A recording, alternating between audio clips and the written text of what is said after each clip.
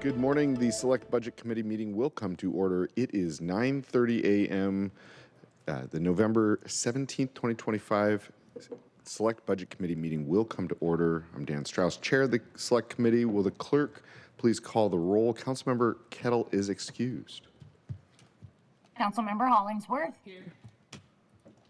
Councilmember Juarez. Here. Council President Nelson. Councilmember Rink. Present. Councilmember Rivera. Present. Councilmember Saka. Here. Councilmember Solomon. Here. Chair Strauss. Here. 7 present. And Council President Nelson is also now present. 8 present with 1 excused. We Present. are all here and ready to go. With that, colleagues, there are a total of 32 pieces of budget legislation that must be passed to effectuate the adopted budget. On Friday, November 14th, we amended the budget ordinance with our amendments, and we will consider that again this coming Thursday.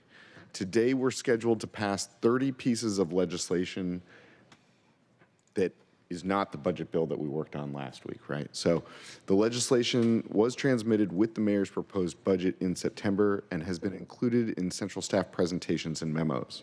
The Select Budget Committee has generated budget legislation as well to reflect certain budget actions taken today. And so I'm going to pass it over to Council Central staff. We are going to walk through a presentation of all of these pieces of legislation. That will be us reading it into the record, so we're not asking the clerk to read 30 items into the record as well. So on today's agenda, there is a consent calendar of these 30 pieces of legislation. Like with all consent calendars, you don't have to pull an item out to speak to it. And if you would like to vote no or abstain, you can pull it out after the presentation. So just on today's agenda, the consent calendar includes 2 budget adjustments accepting the mayor's proposed budget, 3 bills adjusting the fees for city services, 2 changing annual retirement adjustments, 7 adjusting fees and tax policies and regulations, 2 reorganizing and making interdepartmental transfers, 2 creating or closing funds, 6 authorizing debt refunding, 2 regarding the levy 2026 property taxes, and there's only 10 days till Thanksgiving. With that, if there's no objection, the agenda will be adopted. Actually, Chair, I have a question. I've got a point of order from Council President. Council President, what is your point? I also had a question before we do because I don't know if this impacts the agenda, but if we want to discuss individual bills, when would we pull them while they're giving their presentation? We're going to do that after their presentation. I'm just reading in the agenda right now. Well, and I didn't know if my question and if the answer to my question would impact the agenda. And okay, let me take a step back and we'll answer any questions before we adopt the agenda. Adopting the agenda is just getting it before us from their Council Central staff. We'll walk through a presentation of all of the bills, each and individually. At the end of that presentation, I'll ask if anyone wants to remove any bills from the consent calendar. At that time, we'll remove them. We're then going to vote on the consent calendar. At that time, you can speak to any bill that's in that consent calendar. It's just reducing the number of times that we all have to say yes or aye. I think you and I remember a time in budget when we would have to vote aye on all 30 pieces of legislation, and it took some time. I frankly don't remember there being so many pieces of budget legislation. That's why I'm trying to bring myself up to speed, but I understand that we will have the opportunity to pull them and then take them out, discuss them, and vote on them individually. Mm-hmm. Okay. Exactly, Thank you. just like last week. Councilmember Rivera, any questions? I had the same question, Chair. I don't actually know why we're taking the 30 up all together, because this is really the first time that we're being briefed on these officially. And I would have thought we would have taken votes separately, but I understand what you're trying to do. But as long as we have the opportunity to pull some out and be able to vote on them individually, then that's, I guess what we're doing today, so. Yeah, no, not a problem. And if you've got questions about any of these items, you can ask central staff while we're going through them line by line. So we've got all day today, so we're in control of our own destiny. We can be here till 2, we can be here till 6. We're going to take as much time as it takes to have all your questions answered so that you're feeling comfortable taking the vote. The consent calendar, the consent package is simply intended just to reduce the number of times we say yes or aye. So, colleagues, any other questions? Council President, is that a new hand? Nope. Okay. Other colleagues, checking online once, checking online twice. So on today's agenda, we have a number of pieces of legislation making adjustments to the budget, accepting the proposed budget, adjusting fees and services, annual retirement adjustments, adjusting fee and tax policies, reorganizing and making interdepartmental transfers, creating or closing funds, authorizing debt or refunding, and 2 regarding the levy 2026 property taxes. If there is no objection, the agenda will be adopted. Hearing no objection, the agenda is adopted. Rather than, as I said previously, rather than having the clerk read each of these items into the record, as Council Central staff proceeds through their presentation, it will be considered them reading that item into the record. So with that, no further ado, I'm going to turn it over to Director Noble and Calvin Chow. Thank you, Chair Strauss, and we're just going to dive right in. I believe Calvin and I will be able to answer some questions. If not all of them, we have staff listening, and we can bring on folks as well. These are generally organized by themes and by departments. I'll take them in the order that you see them. First, Council Bill 121099. So this is a year-end, so it's a 2025 bill. It's accepting grants. So we have both a year-end grant acceptance and a year-end supplemental. We do one in the mid-year, and then we do one at year-end. So this is making last adjustments, excuse me, to the 2025 budget. 121099 accepting grants, and 121113 potentially appropriating grants, as well as making adjustments in the CIP and other and position authority in some departments as well. Again, these have been reviewed by central staff. They cover innumerable issues, but if you have specific Director Noble, questions. I'm going to pause real quick. Councilmember Rivera has a question. I do. It's about the second Council Bill 121113. Whenever Ben's done briefing it, I have some questions about it. Okay, so very good. We're going to go through each of the bills one by one. Council Central staff will brief them, then I'll take questions from colleagues. We'll complete that discussion, and then we'll move on to the next one. And Ben, feel free to take it as slow as you need to, just to make sure that we've got all of the information we need. Sounds good. Thank you. So we'll do these questions at the end, just to confirm. You want us to wait till not address them as they go? We're going to do each bill individually, so I'll have the entire bill briefed, and then I'll turn it over to you for questions before we move on to the next bill. Okay. Fantastic. Let me wrap up 121099 year-end grants. Again, accepting grants from a variety of sources, and then authorizing their expenditure. If there are no questions on that one, I'll move on to the next. Next bill, Council Bill 121113. Again, this is the year-end supplemental, so adjusting appropriations, appropriating some new revenue sources, adjusting the CIP, and then also some position authority changes. And happy to take questions on that one as well. Councilmember Rivera? Thank you, Chair. Thank you, Ben. Thank you, Cal, for being here this morning and briefing us on these 30 pieces of legislation. On this Council Bill 121113, can you tell me what the department position authority changes are? It's not in the summary and fiscal note, and I just want to be clear on which departments are getting the position authority. I don't want to guess. I can guess some, but I don't know all. I don't have that information precisely in front of me, but in the next few minutes, and we're going to work on, So we'll get that to you in the next few minutes here. Thank you, Ben. I imagine, for instance, the care expansion would be in there, but they're and maybe I'm wrong, but I just want to be clear on what this position authority we would be granting, taking this vote, are. Yeah, I believe the care position authority was provided in a mid-year bill previously and then in the 2026 budget, but I don't know So that. this is not that. Okay. We will confirm. So, thank you, Ben. I want to make sure, colleagues, that I know what I'm doing before I actually vote yes or no on something. Thank you. Thank you. Any further questions on 121113? Nope, looks like not. No further questions on 113. We'll move on to 314544. Yes, so next item is clerk file 314544. So this will be, this is a clerk file that contains the mayor's proposed budget. The way the adoption works is you will file a clerk file with the proposed budget, and then we'll also file a clerk file with your changes. So this is, again, just the budget as it was transmitted. I think we've answered all the possible questions we could have about the transmitted budget. Next item is clerk file 31545, and that is the proposed capital improvement program. And again, that is the way this works. If there are changes to that, we'll have a separate clerk file that shows your adopted changes to the capital improvement program. So, and returning to answer Council Member Rivera's question, there is one position authorized in the year-end supplemental. It's in HSD. It's a senior counselor position.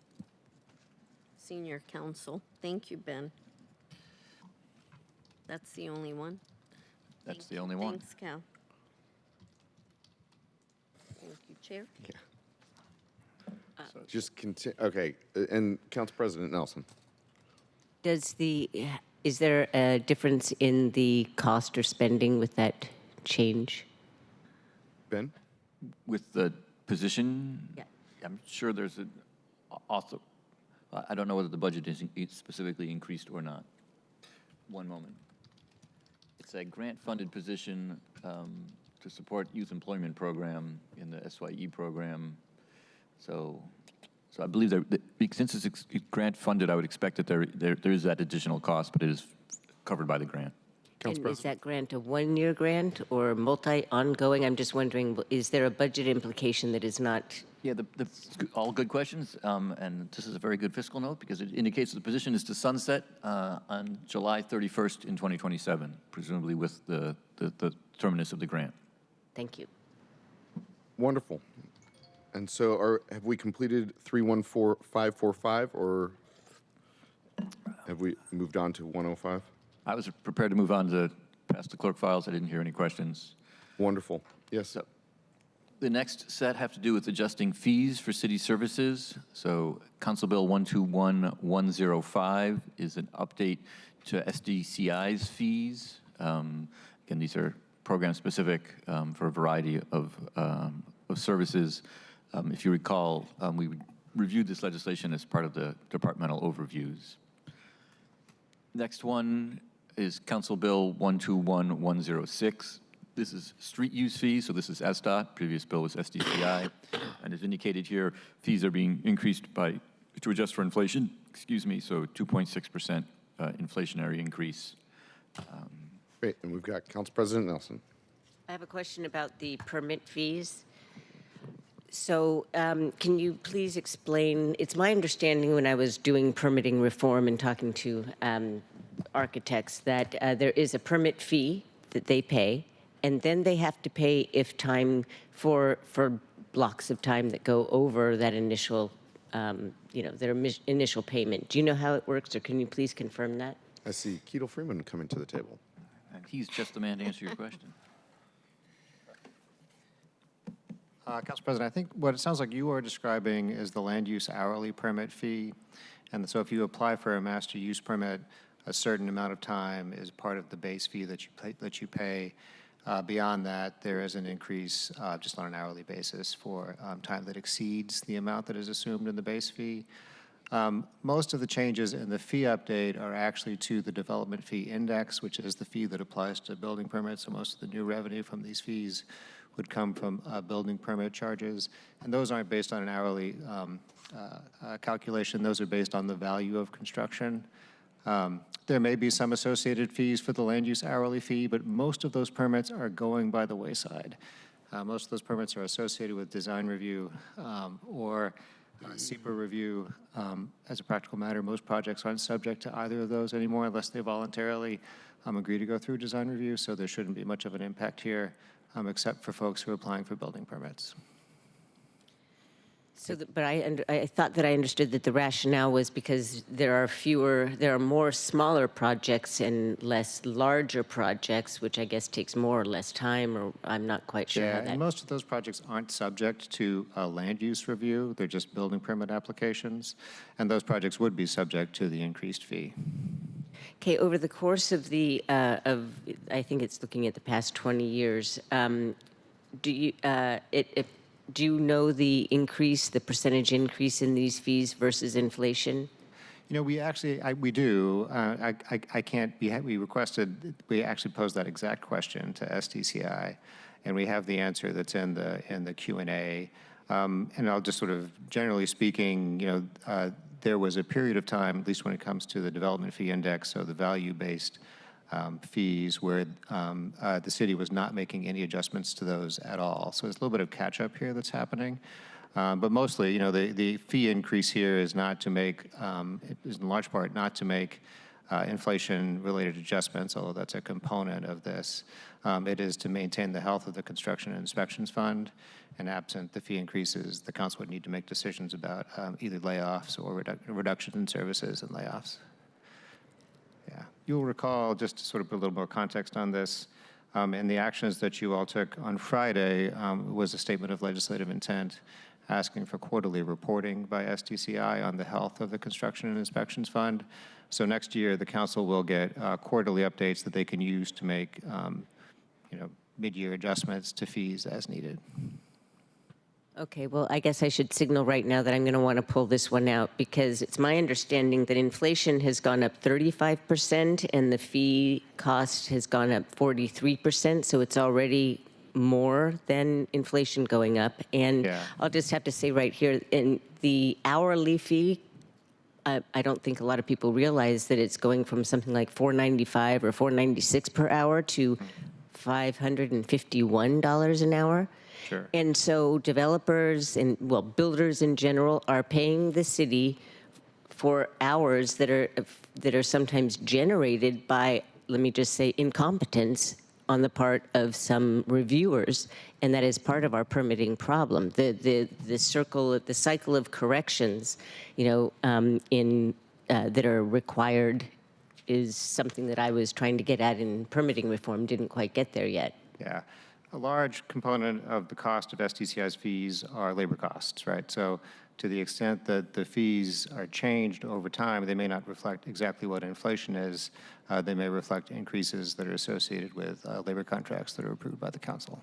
Yeah, and so the additional time that is required, or the time that's required to get your permit finally, I've had some architects describe me as it almost gets really close to almost feeling like self-dealing on the part of the city by taking so long, not picking up the phone, not really answering questions from the get-go, not having the service desk staffed like it used to be.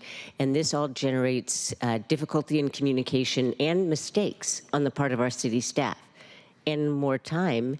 And now we're going to raise the fee in addition to raising the rate at the hourly rate that people are paid to correct mistakes that are generated sometimes by themselves. Okay. Is there central staff? I just wanted to make sure I was understanding it correctly. Okay. Do you have an additional question there? No. Okay. Anything else on this item? Colleague, I see your hand. Last week, we were using a very prescriptive use of Robert's rules so that we could move through amendments quickly. Today, because we're in briefing and then voting mode, I'm going to return to a more conversational style, which is against Robert's rules, but I'm making that decision so that it's not as awkward. So you'll have the floor until we move on to the next item. With that, Councilmember Rivera, you've got the floor. Thank you, Chair. Keto, thanks for being here and answering our questions on the permit fees. So I understand with this budget action, I'm looking at the summary and fiscal note. I want to make sure I understand. We are proposing an 18% increase to fees. It says year over year. So can you explain, is it 18%? I mean, there were some figures thrown about just now, and I want to make sure I understand with this action what we're doing. Are we increasing so- permit fees by 18% every year? There's an 18% increase over current 2025 levels. So there's, it pretty much the council has been making changes to SDCI permit fees almost on an annual basis. Yes, I So remember this is a that. big jump as compared to what has happened in past years. Great. It seems possible to me, probably even likely, that that we another SDCI fee ordinance next year, just sort of based on what we have seen in the past, which is to say that there'll be another opportunity in 2026 for the council to look at fees again. But yes, the year over year is from 2025. Thank you, Keatle. And did when the executive proposed this in the department, was there a briefing that happened to talk about permit fees and why this 18% seems like a lot to me? Because that's not just inflationary. So Yeah, it was definitely a component of the STCI budget presentation that was given by the executive. There was some part of the presentation there, as you'll recall, was sort of looking at sort of on a project by project, sort of typical project basis, what that would mean in terms of additional fees paid, especially with changes to the construction, to the value-based construction fee index. I think there was an example for a townhouse project. There was an example for a mixed-use project, and then another project, I forget exactly sort of the size. The townhouse project, there were some pointed questions from the council. I believe Councilmember Rink had some questions about that. It looked like on a sort of for a typical 4-pack townhouse project, the increased fees would be in the neighborhood of $2,000 to $4,000. from 2,000 to 4, sorry. $4,000. I think that is maybe per townhouse unit. So that's a one-time cost, of course, that could be translated into an increased cost for a buyer. So depending on the project, it has not an impact. Every project has its own permit fee associated with it. Yeah, especially for stuff that is for value-based fees, like building permit fees. It just depends on what you are building. And you're saying that we're doing 18% now because for a long time we hadn't done increase in fees? That's part of it, Did I hear and that right? also to sort of maintain a cup. There are two mechanisms that STCI has for maintaining stability, right? So STCI it's an operating fund department. It relies entirely on permitting fees for most of its regulatory functions, not so much for the compliance functions when it comes to things like complaints. It's part of that is general fund funded. Okay. There are two mechanisms that STCI has to kind of regulate changes in the industry. One is they have what's called contingent budget authority, which allows them to staff up when times are good, and so they don't have to come back to the council. There's a limit on that, so they can hire people quickly to deal with increased permit volumes. And the other is a core staffing reserve. So when times are bad, to mitigate against the loss of staff that have institutional knowledge, very experienced folks who can review projects quickly, they have a core staffing reserve to keep those staff on board. So part of the fee increase proposed by the mayor here is to keep from cutting into the core staffing reserve. Thank you, Keatle. My last question is, given that the SEPA design review, we've done exemptions, and the fiscal note does talk about the fact that we're not collecting now fees because are waiving those requirements. Oh. So there was a bill that the council considered, I believe, in August that extended design review on a temporary basis. I think it made it such that it is administrative design review, not full design review. The reason there, and to have it be purely voluntary, there are some changes to state law that the city is behind on. So the design review change was done on an interim basis. But the world used to be such that if there was a big enough project, you would apply for what's called a master use permit. That's a discretionary permit. It's actually a cheaper permit to get than a building permit. And then you could go out and you'd say to investors, I have this permit, you should invest in my project. And then that is sort of helps you attract capital. Then you go to the bank, get a loan, and apply for your building permit. That's not really the case for smaller projects. Smaller projects like townhouse projects, they're largely self-financed, or there are sort of other financing mechanisms for those projects. But for bigger mixed-use projects, that was the world. That's not so much the world that we are in now, and that's partly because of changes to design review that are required by the state level, required at the state level. And so there are probably in the future going to be fewer projects that get a master use permit because there'll be fewer discretionary reviews. Exactly what that looks like kind of remains to be seen because the council hasn't acted on that permanent design review regulations. But there is a change in SDCIs and how revenue comes to SDCI. And it's large, in the future, it will mostly be through building permits and less through master use permits because there'll be fewer discretionary reviews. Yeah, and that being the case, Keatle, what I was thinking when I was reading this fiscal note, and I do remember that we passed that legislation related to design review and SEPA exemptions. If we're not doing those things anymore, why do we need to then increase fees? I mean, I feel like then we're increasing fees to do the remainder, but since how we pay for the work is the permitting fees, if we don't have to do the SEPA and design review work, Yeah. help me understand There then will- why we there will- would need to increase Yeah. the and fees it to do largely the has other. Sure. So it largely has to do with how SDCI does its accounting for these things. So there are different cost centers in SDCI associated with different kinds of review and the different flavors of permit revenue that are funding those reviews. So there is a land use cost center, has been a land use cost center in the past. That's not as much of a source of revenue now as it has perhaps been in past years. Nevertheless, there is an accounting case for sort of keeping track of those revenue streams separately. I would not be able to tell you what that accounting case is without doing a little bit more research and talking to SDCI, but it has to do with SDCI cost centers. So there's that. So even though it is the case that there are fewer land use reviews, there will still be some in the future. There are projects that are going to be above SEPA thresholds for categorical exemptions, no matter how high the city sets them under the limits of state law. So there will still need to be those kinds of reviews in the future for very large projects. And then there may also need to be some, sort of what design review looks like in the future remains to be seen. The council hasn't made those policy choices, so there could, in the future, also be some land use reviews associated with design review.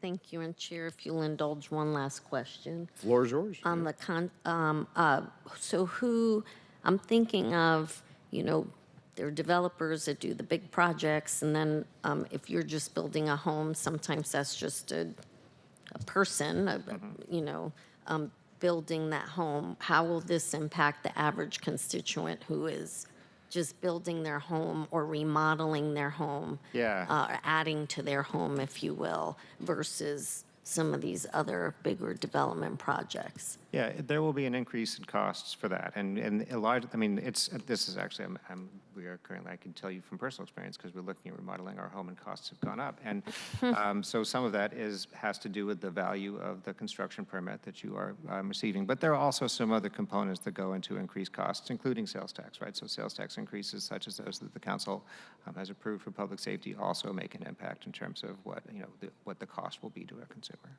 And does this impact people doing the detached accessory dwelling units, for instance, or the attached dwelling units? Will this have an impact? I'm just getting at, there's a lot of constituents. I know I have constituents in my district that are living on fixed income because they're retired, and so we had this conversation. You'll recall, Yeah.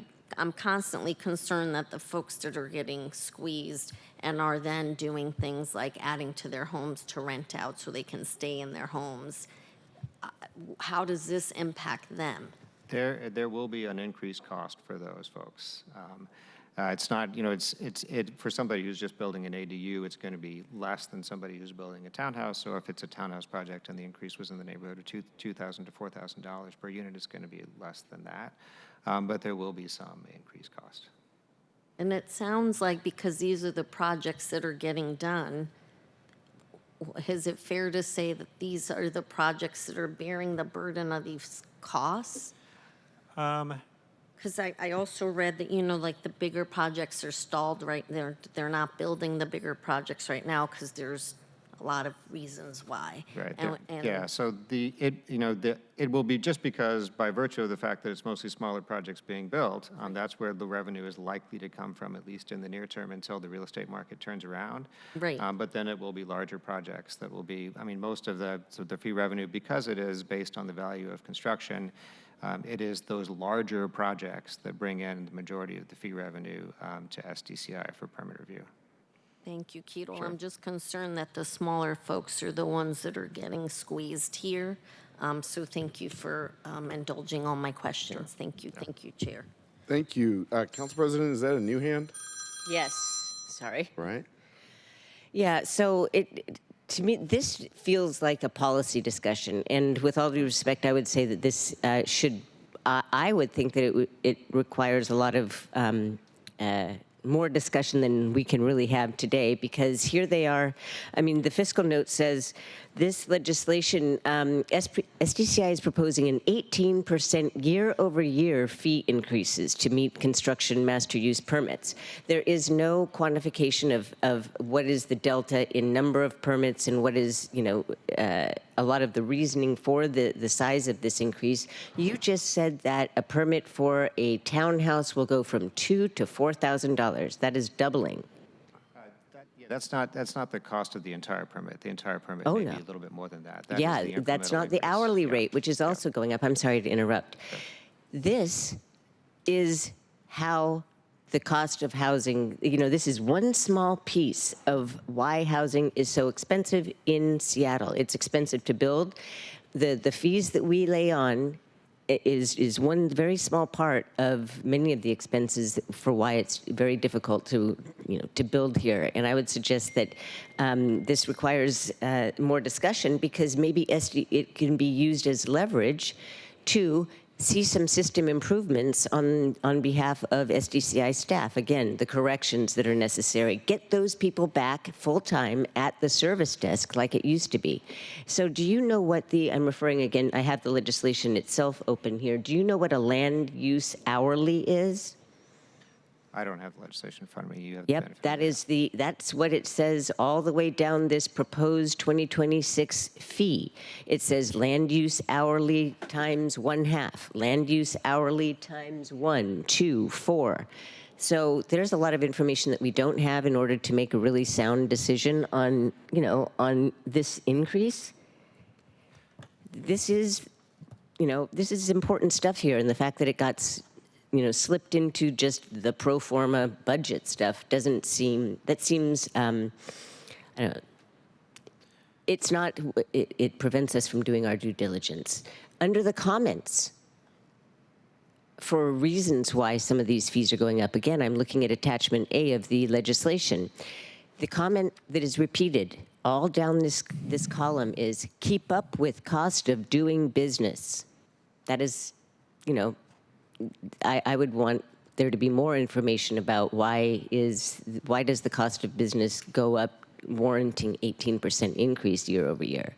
So, colleagues, I would just suggest, I don't even think that this should be voted on during the budget discussion, because, I don't want to just vote yes or no. I think that the Land Use Committee should really have a chance to look into this and require some improvements in permitting before giving them all this extra money that is going to raise the cost of housing and everything else. That's why I wanted to know about the agenda. That's what was giving me pause in the beginning, because I was thinking, well, what point would I suggest taking this off the agenda completely instead of just voting up or down, because we're not going to be able to get enough information if central staff doesn't even know what the land use hourly is, and we don't know what the cost of doing business is right now per project. Thank you. Anything further? Open it up for discussion to if anybody else Thank you. has any other questions. Thank you, Council President. And I'll remind the body, and the agenda says September 30th, but we did have a very robust discussion about this very issue in committee with SDCI present. Councilmember Juarez asked some very pointed questions, in which we then got into the core staffing fund directly with SDCI. So just letting the record reflect. Are there any other questions here? I do. Mr. Chair. Councilmember Juarez. Just as a point of order, um, I appreciate that I love using this word, robust conversation.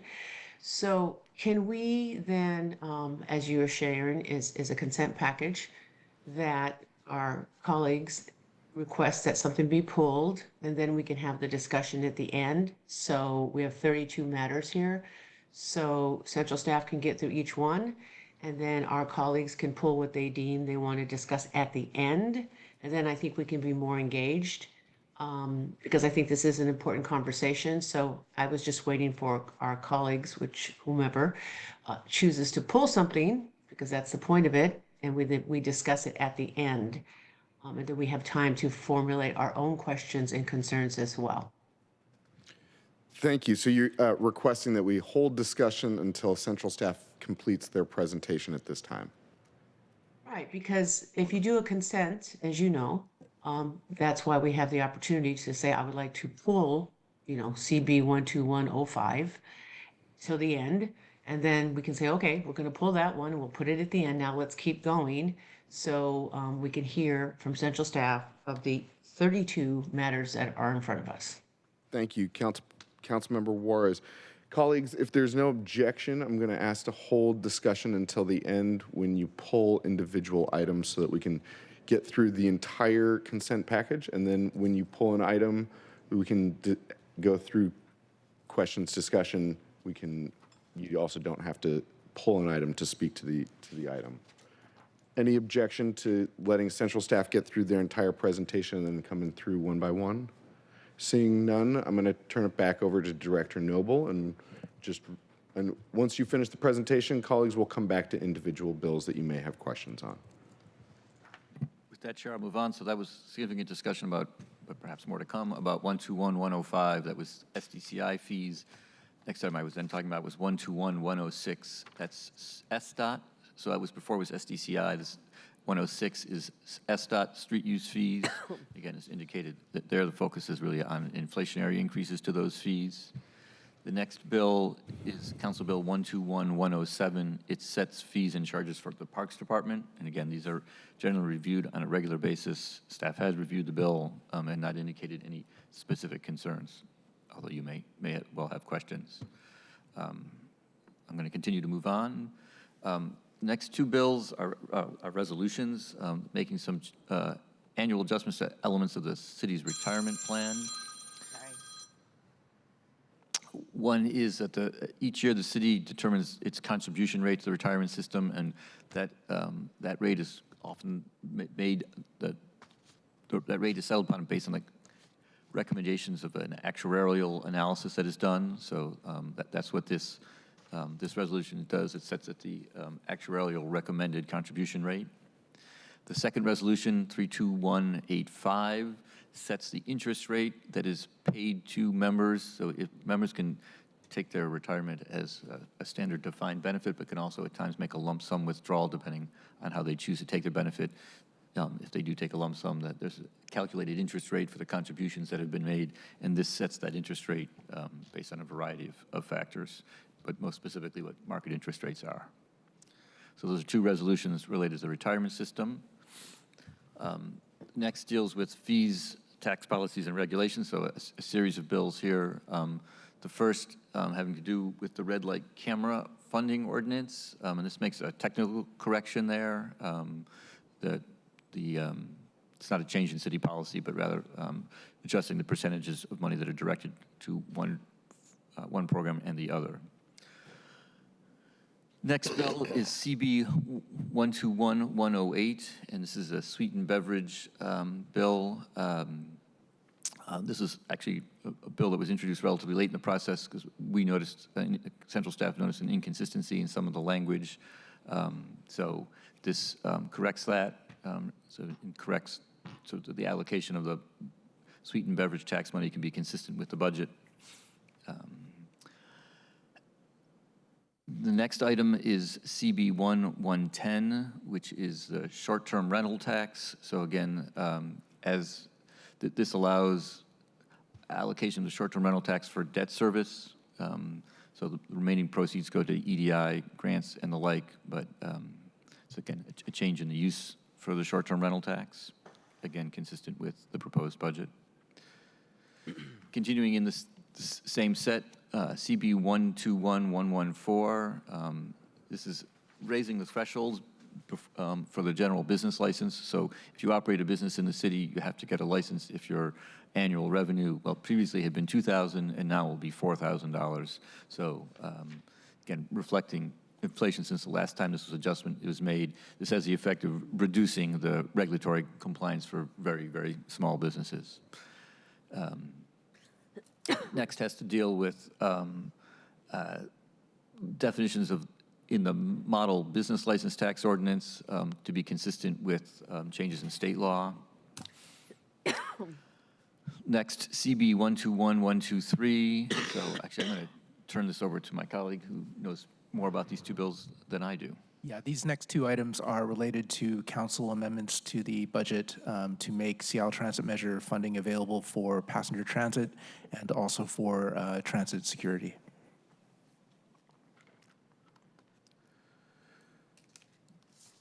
So next up is having to do with some reorganizations and interdepartmental transfers. So CB 121092 takes the major institutions and school program and transfers that from the Department of Neighborhoods to the Office of Policy, Planning and Community Development. So it's the major institutions program and associated staff being transferred.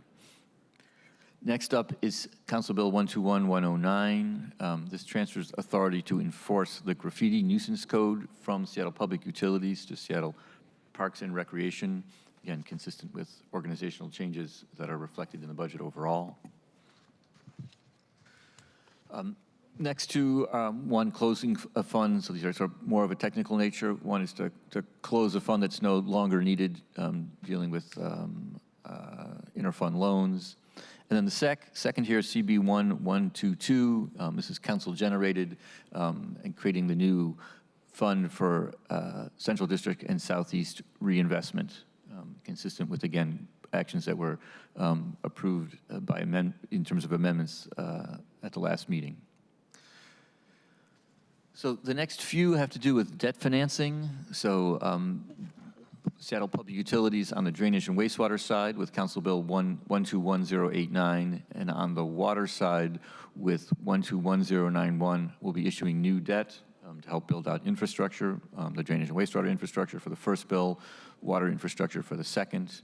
The third bill here, 121091, essentially allows for refinancing. So when we issue debt, sometimes we discover that interest rates have lowered, and we can take advantage of that to reduce debt service costs. In this case, costs borne by ratepayers. So this is authorizing that kind of refunding or refinancing, essentially. Again, in the same frame,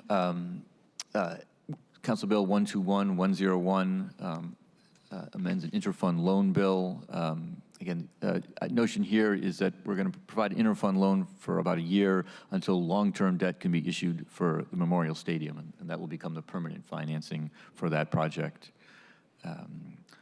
Council Bill 121103 authorizes what's called LTGO. Those are limited tax general obligation. Those are basic councilmanic debts to pay for a variety of things in the capital improvement program, a total of just over $38 million. And then Council Bill 121104, returning to the utilities, authorizes debt for City Light to issue, again, for its capital program and underlying infrastructure for the electrical system. Next two bills have to do with property taxes. Due to quirks in state law, you're required to pass two property tax bills, the long and the short. So those are Council Bill 121119 and Council Bill 121120. And what you're doing here is setting the property tax rates and you're setting the amount of revenue to be collected for each of the voter authorized levies and for the general fund as well. And then in terms of 2026 the 2026 budget, Council Bill 121115 is the grant acceptance for the first part of 2026. So the executive has anticipated a set of grants that will be received in early next year, and this is accepting those and then providing budget authority, well, via the budget. And then the last is Council File 315456. This will be where the changes that you have adopted to the budget and the CIP will be filed. So that is the full set of bills before you. Thank you, Director Noble. Colleagues, at this time, I'm going to first provide an overview of the next 2 or 3 steps that we're going to take, and then we'll go through those steps one by one. And so the first step we will take is calling out the bills that you would like to pull out of the consent package for an individual vote.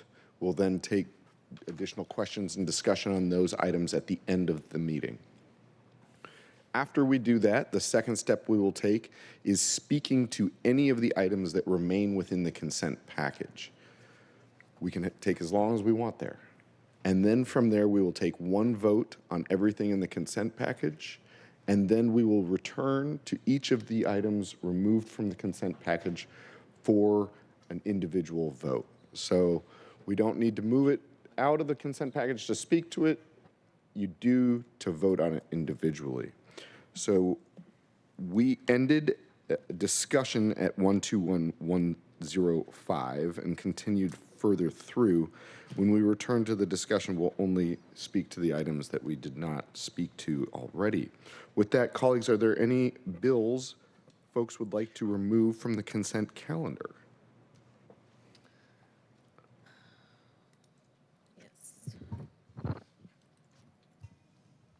Councilmember Rivera and then Council President Nelson. Thank you. I'd like to remove Council Bill 121105, 121106, and 121107. Reading back, 121105, 106, 107. Yes, and also Council Bill 121092. Say that again. 1211.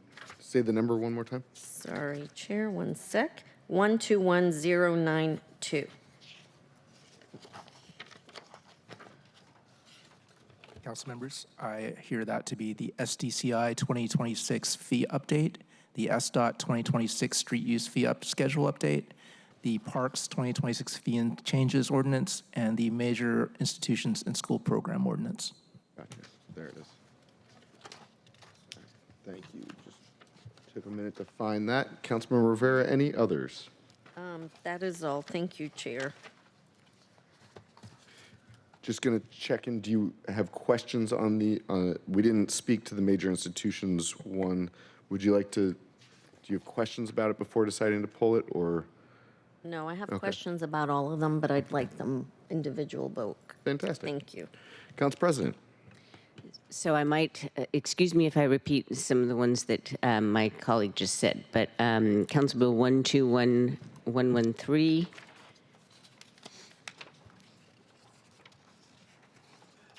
121113, the 2025 year-end supplemental ordinance.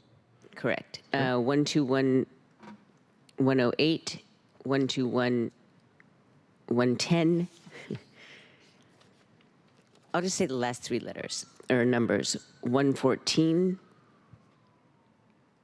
123, 124, 092,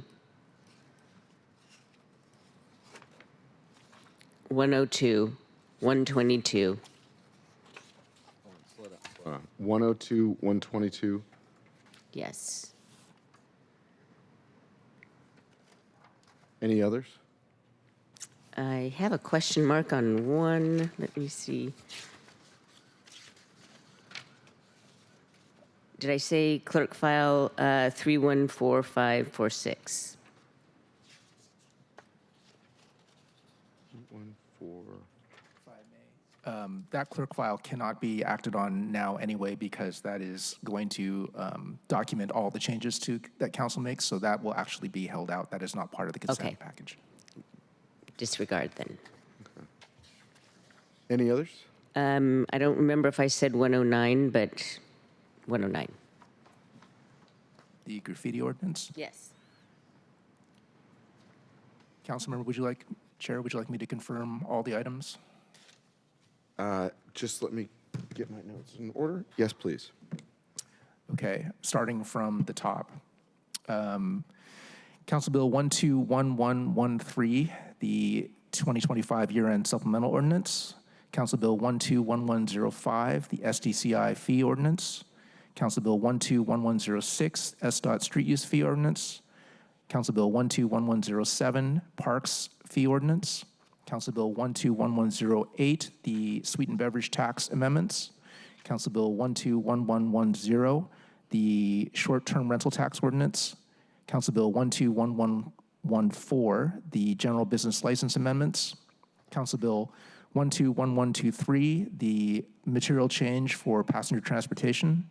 Council Bill 121124, the material change for transit security. Council Bill 121092, the major institution and school programs ordinance. Council Bill 121109, the graffiti nuisance ordinance. Council Bill 121102, the fund closure ordinance. Council Bill 121122, the Central District and Southeast Seattle Reinvestment Fund. And I believe that is all of the ones that have been pulled. Did you call 121102 the OCF fund closure ordinance? I did, yes. Great, thank you. Just checking there. And so I'm just going to check, Council President, and Councilmember Rivera, just checking in. You are planning to vote no or abstain on these motions today, correct? Well, partway through this discussion, we chose not to ask questions, and so. Aha. Okay. So then I'm going to pause here, and I'm going to go back into question and answer mode. So we can go through, and Councilmember Juarez, let me know if you've got a different perspective on this one. Let's, rather than pulling all of these out to go through individual votes, let's see if your questions can get answered. If you know right now that you would not support these, then let's pull them out and we'll continue on. But if the answer to your question may change how you vote, let's get those answered right now. Chair, with respect, this is an unusual amount of end of year or budget. It's an unusually high number of bills that we are passing with the budget. And just having central staff read the title or simply the description, is not very much information, and we have a lot to get through. I can't commit to either abstaining or voting no just because I pulled it. I think that the ones that I pulled because there is a policy component. It's not simply, making this fee in line with that fee or conforming to state law or whatever that some of these are. Moving something from DON to OPCD. Well, how is the outreach different in OPCD than DON, for example? Those are the kinds of things that we should know. I mean, our votes matter to us, and we should all be taking our decisions here seriously. This is a lot of bills. And so I'm just saying, I have individual questions on a lot of these that I asked to be pulled out, but again, I don't know if it merits, I think that never mind, that's my point. So then what I'm going to do right now is before we go through pulling these out for individual votes, we're going to go through questions and answers, and then we'll come back to this motion of whether we pull things out or not.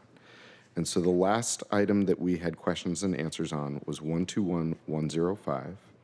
The next one is this SDOT street use fee schedule. And I'll remind the body that these bills are actuating the discussions that we've had in previous portions of the budget meetings. And Director Noble, I may ask you, it is my understanding that there are many pieces of legislation that are used to actualize the budget every year. And if you could remind me what an average number of pieces of legislation are. I don't have an average for you, and not to be argumentative, but simply descriptive, this is not an unusual number of bills. This is pretty standard for the adoption of the budget. There's usually a set of fee ordinances, often a set of bills related to debt issuances, and then depending on pieces that are moving, some policy questions as well. Just not to minimize the importance of any of this, but yeah, and again, I get risk of, but just to describe, we've had most of these bills for a better part of a month and have reviewed them at some level of detail and had not identified concerns, but that doesn't mean that council members don't have questions that should be answered, just to be clear. So I'm happy to answer as many of those questions as we can. I would also add that the budget is balanced against the changes, and so depending on what actions the council chooses to take, we'd have to revisit balancing of individual funds and the like. So that and it's not, again, not to say that that shouldn't or couldn't be done, but just to be clear, there are revenue implications for many of these as well as expenditure implications. So we have to sort through those as well. If I may, council members, for comparison, last year there were 34 items on the consent agenda item and 3 items that were agenda'd for individual vote. Thank you. I stand corrected. It's not above average. It's not, yep, thank you. It's not about being right or wrong. I just want to make sure everyone's questions get answered so that they feel comfortable taking the votes today. I understand that these bills, when I even go back and look at SDCI's presentation that I know we spoke about the core reserve staffing, et cetera, I couldn't remember what day exactly it was, right? So we've been through a number of weeks of a lot of information, and I want to make sure everyone's questions get answered. Councilmember Saka, I see you've got your hand raised, and then we're going to ask questions about 121-106 after you speak, focusing on the street use fee, and then we'll go through each of these items that have been identified. Councilmember Saka. Thank you, Chair. And thank you, Chair, for making sure all of our questions get answered about this. This is important stuff, irrespective of whether there is a substantive policy at issue or strictly required legally to implement the budget. These are important topics. Cal, you noted last year that there was 34 pieces of legislation that were included in the consent package. I note that a number of these are required to implement or council additions. Any sense of last year how many of those pieces of 34 were made pursuant to council additions? That would be a good comparator, the most apples to apples comparator. Central staff? We can do that. Comparing a second year of biennium to the first year is already not apples to apples, so there really isn't a rubric here for the number of pieces of legislation. I'm not trying to be difficult. It isn't really, it varies year to year. Thank you. Councilmember Saka, anything further on this? Thank you. Councilmember Rivera, do you have general questions? No, I just want to make a statement, if I may, Please. Chair. Thank you, Chair. I just want to say, because people are viewing, that we all work really diligently up here, all 9 of us, to do our best to read through all the actions during budget. Budget is sizable. If you're reading the full budget, it's hundreds and hundreds of pages long. So this action today is yet another component of the budget. Some of these conversations we did have in committee. Not everyone sits on every committee. Some committee work that we do does not yield some definitive things. We know something's going to come down the pike.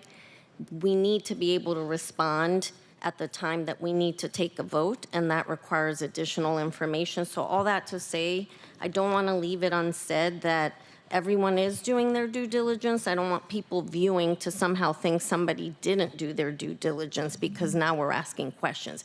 We are at voting time now, and so we are asking these questions now so we can all feel good about the votes that we're taking, irrespective of how much we delve into it then and whether or not we even sat on the committee that had the deliberation at that time. So just to level set, I'm going to thank everyone for indulging everybody's questions, because we all want to support each other as we pass this very important piece of legislation, which is I would argue, one of council's hugest and most important tasks, which is to pass this very enormous $8 billion about budget every year. So thank you, Chair. Thank you, Councilmember Rivera. Well said. With that, colleagues, we're going to focus on each of these bills that have been identified, and we're going to go by them one by one. I see SDCI has joined us in the crowd. We're not going to take further questions now, but we might later. With that, we are on Council Bill 121106, the SDOT street use fee schedule. Colleagues, are there questions on the street use fee schedule? I do. Councilmember Rivera. Yes, thank you, Chair. 1 second. Let me get to my.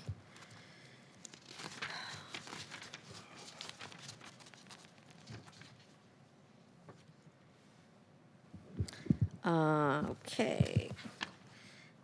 On the fee schedule, so the summary and fiscal note says the updates to the fee schedule to reflect January 2026 sunset of the citywide fee waiver for new permit applications for street and sidewalk activities and vending as authorized. What were those street and sidewalk activities permitting that we are now no longer, that we're sunsetting? Thank you, Cal. That was a fee waiver program that was initiated during COVID era to make it more easier to take advantage of street activation. So things like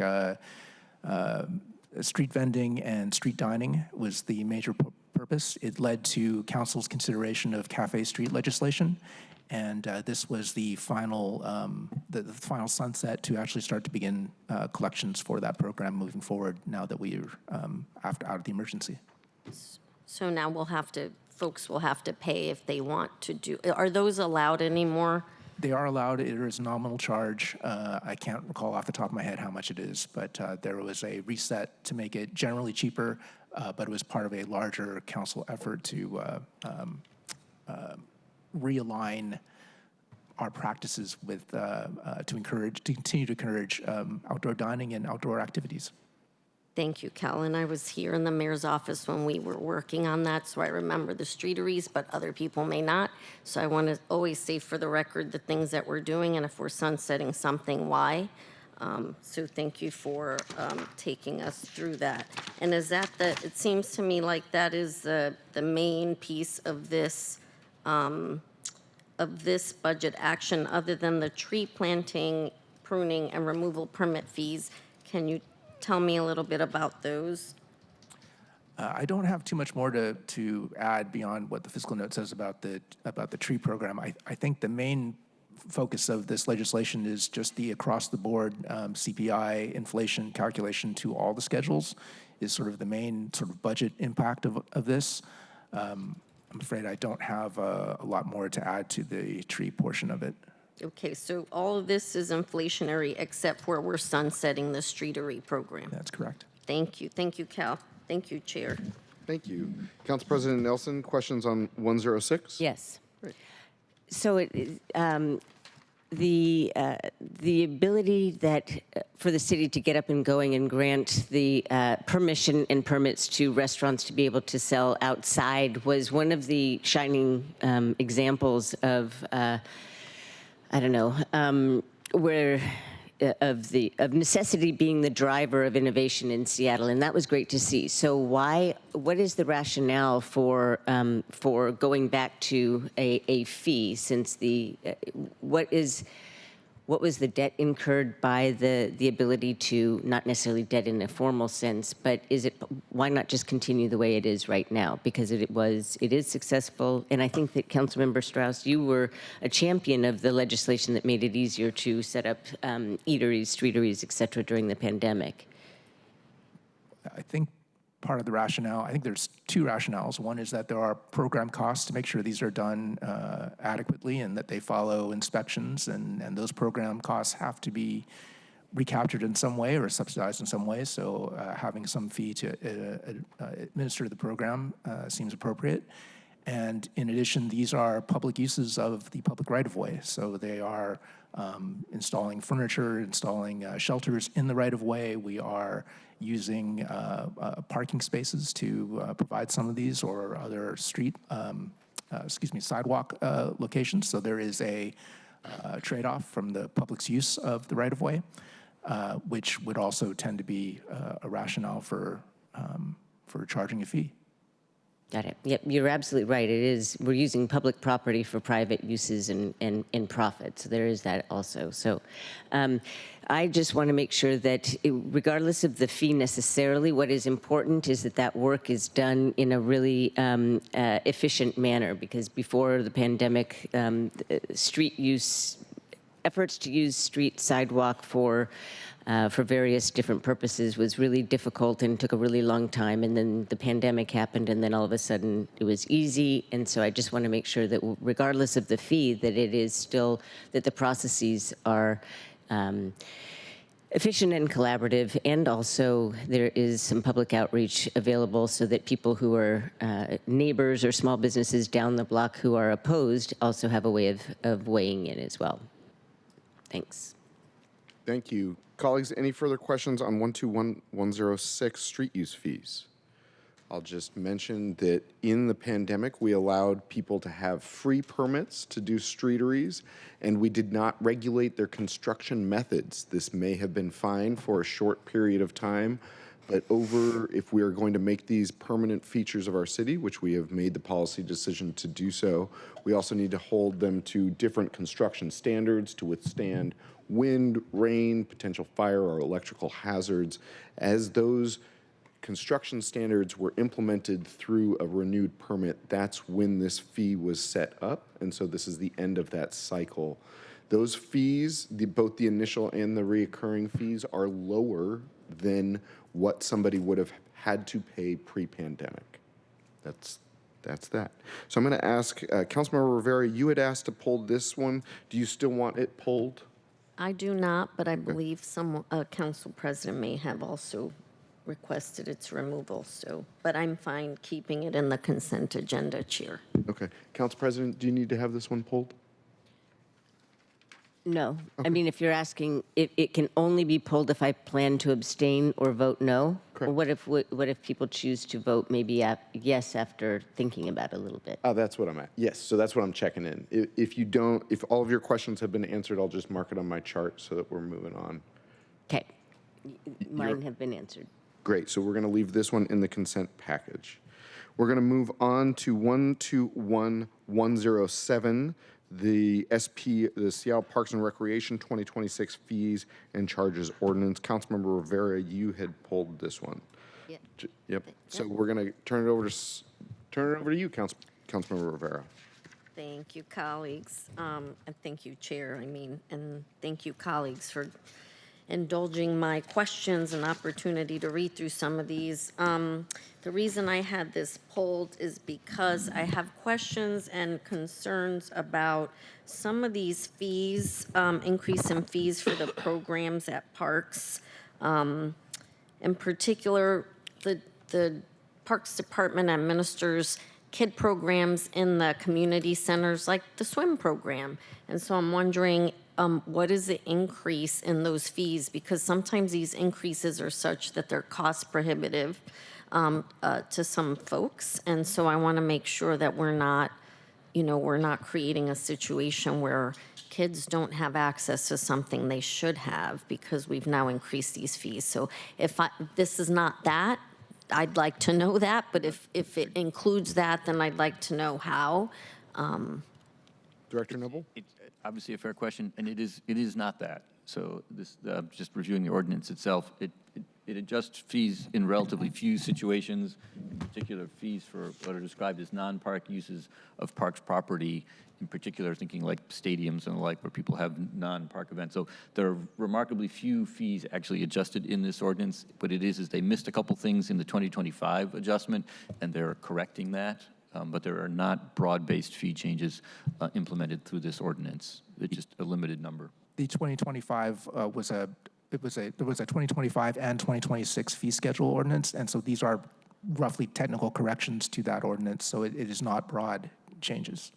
Okay, great. You now have, I feel I feel relieved to hear it's not, because I know in the past we have considered things like increasing fees to, for instance, the swim program. That's just off the top of my head, and I want to make sure that's not what this was doing. Okay, thank you, Chair. Thank you, Councilmember Rivera. And this was part of our discussion last year. Fees were increased, and I know that there was some consternation amongst us about it. Yeah. Colleagues, are there other questions on 12107, the Parks and Recreation fees? Just to say, Chair, I'm fine keeping it in the consent calendar. Gotcha. I mean, consent package. Wonderful.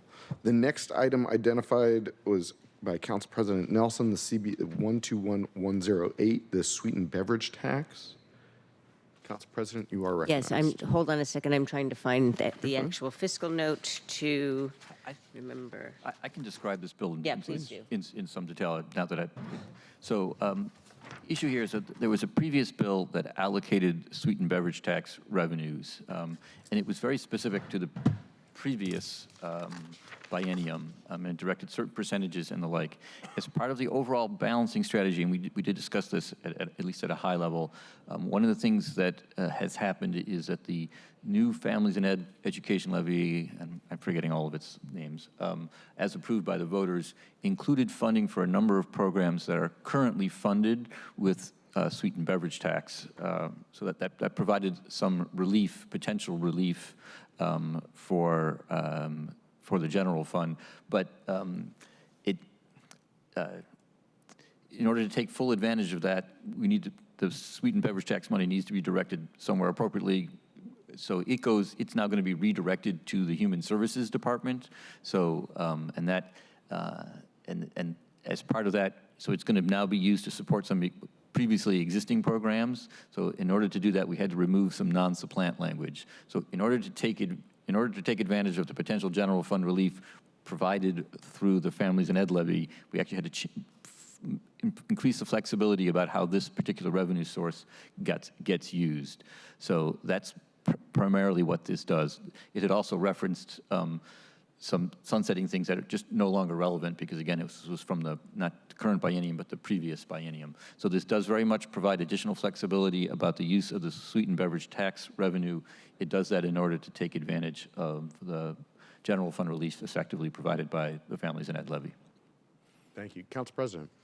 Yes, I would like to know what programs were, so basically you're saying that what was paid for by sweetened beverage tax revenue is now going to be paid by everybody who, by property owners and renters, for example.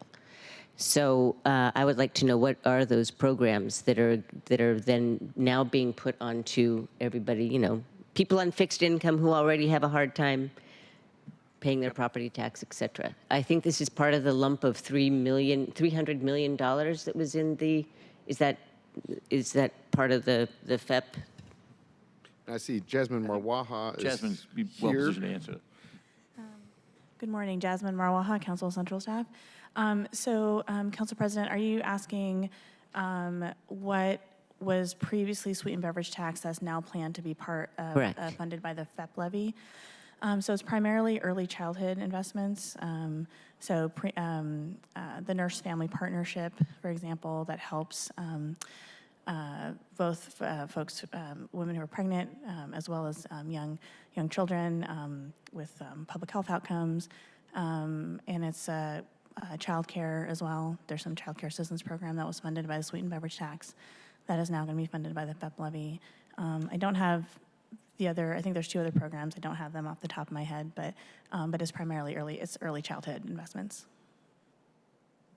So all of the funding used to be sweetened beverage tax, or most of it, and now it's going to be FEP levies. It can't be paid for by both taxes.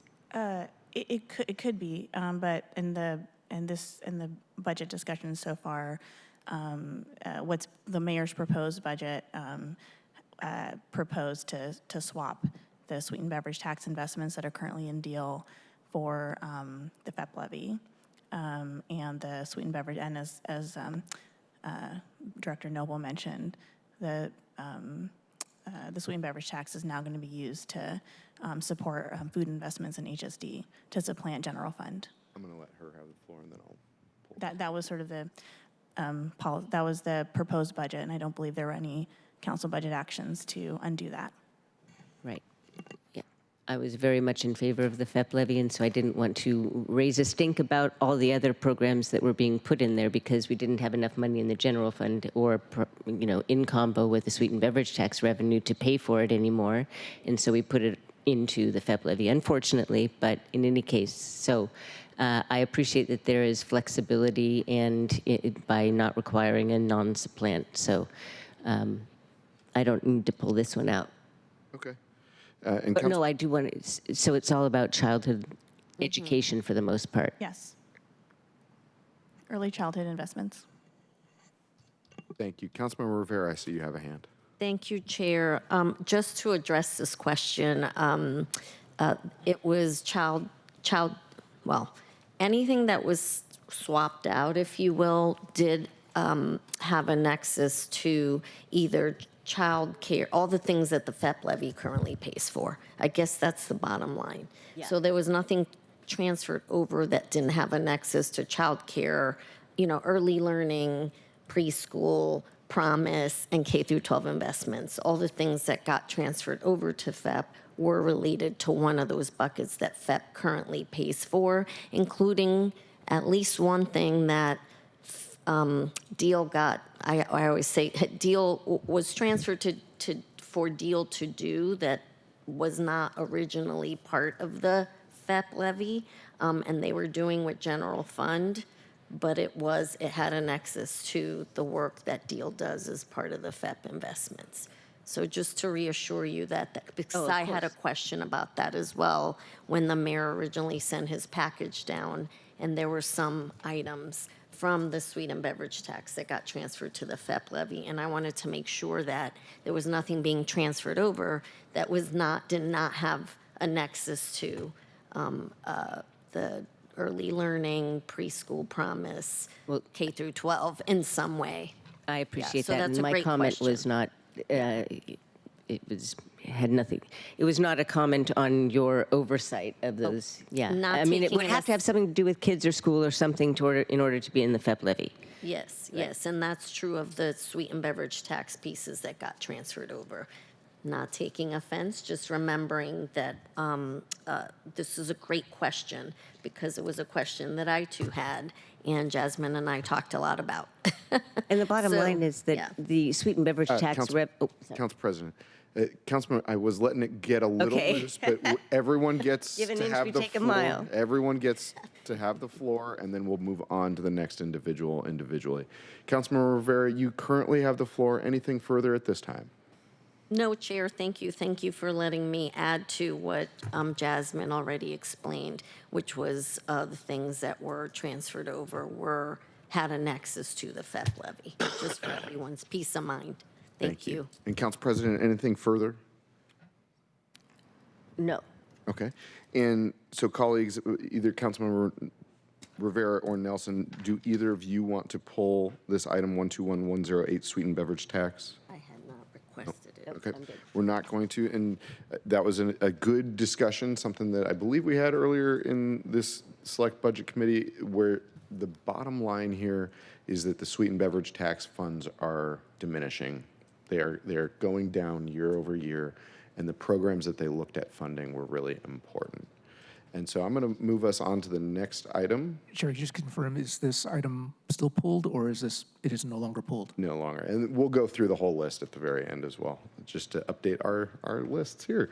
The next item that was identified by Council President Nelson, 121110, the short-term rental tax. If you'd like to give a brief. Yeah, I think I can provide some helpful background here. So in 2019, Council passed a bill to allocate the short-term rental money into three fundamental categories: debt service on some debt that was issued to support housing capital, funding for permanent supportive housing, and the equitable development initiative. That particular ordinance, again, was written in a very prescriptive way. It had actual dollar amounts for the amount that needed to go to debt service, and then the remainder allocated. Since that time, that debt has been restructured in some ways, and so the specific dollar amounts no longer apply. So what this ordinance does is to establish, again, that those remain the fundamental uses. So beginning in 25, the resource will be allocated first to that debt service, because we need to pay off that debt that was issued in 2018 and 2019. And then the remaining is to go to the Office of Planning and Community Development for EDI grants, and to the Human Services Department to support permanent supportive housing, housing contracts. And the amounts allocated are to be reflected in the annual budget. So this ordinance doesn't say how much in any given year, but it establishes that those three purposes, debt service on previously issued housing bonds, permanent supportive housing operations, and EDI are the eligible uses of the short-term rental tax. And I'd have to go back and look to see precisely how much is being appropriated for each of those uses, but that is in the proposed budget. Thank you. Council President, you, as the one identifying this one, you are recognized. What was the allotment order previously? Has there ever been discussion about this tax paying for other things? Every year I see, or every other year I hear from the convention center that they are really, that they would appreciate some more support from the city as well. So I'm just wondering when, how much is what is the significance of this change of allotment, if you're basically saying there is no change whatsoever, has there been recently a conversation about expanding the use of things that could be paid for with this resource? From a policy perspective, there isn't a change. So there's the dollar amounts that have been dialed in before were prescriptive to the needs at the moment, but the same fundamental uses, housing bonds, permanent supportive housing operations, and EDI remain unchanged. I am not aware of a recent conversation about the potential uses of the short-term rental tax. I know that in its creation, there was a fair amount of discussion with both locally and then ultimately at the state level, because tax is authorized at the state level, about the way lodging is taxed generally and what the uses of those taxes are. The city in general does not have direct authority to tax lodging. That's more of a county function, but this is a notable exception. Just to follow through, the underlying legislation establishes very specific scripted dollar amounts for each of these specific buckets. And so this legislation removes those dollar amounts. And so it does provide more flexibility for the executive and the council to consider spending among those different authorized spending categories. Could you repeat that, please? Instead of having the first $5 million going to OPCD for grants, that is now just an eligible use of the funds. And so in the budget cycle, you can make decisions about where this money goes. Got it. Thank you. Council President, anything further? What is the next category? The categories, sorry, are... I can read you the underlying legislation. So the first $5 million is for OPCD for grants to organizations for the EDI program. The next $2.2 million was for debt service payments. The next $3.3 million is for HSD to support investments in permanent supportive housing. The next $1,069,000 was for OPCD for consultant services, and then any remaining funding goes to direct grants. That was the previous allocation. The new allocation doesn't set those dollar amounts, but just sets the broad categories and says the budget will show what the allocations are for any given year. So Please, you so this legislation would take the money away, the amounts away, but it also changes the order. Let me just read what it says now. Like basically, could we pay all the debt in 1 year, for example, and then the following year get going with all the other? It makes it clear that the first proceeds shall be directed to the annual debt service. So we're going to pay the mortgage first, if you will, and then it says the remaining proceeds shall be directed to 1, the Office of Planning and Community Development for grants made to organizations for the EDI program. And 2, to the Human Services Department to support permanent supportive housing contracts. Amounts allocated to each category will be reflected in the annual budget. So it puts it puts debt first, the other 2 tied, and the actual dollar amounts to be established with the budget. So it is possible that if you take care of the debt, when you said the remaining money, what if there is no remaining money, and then people are counting on that for different EDI projects? But we know what the debt service, we issue the debt, it's long-term debt, so we know what the annual debt service is, essentially the mortgage payment, if you will, and we know what the... How much is it? I'd have to look in the budget currently. It was originally allocated at $5 million, so my guess is it's in several millions of dollars, but I don't know how many. I do know where to look.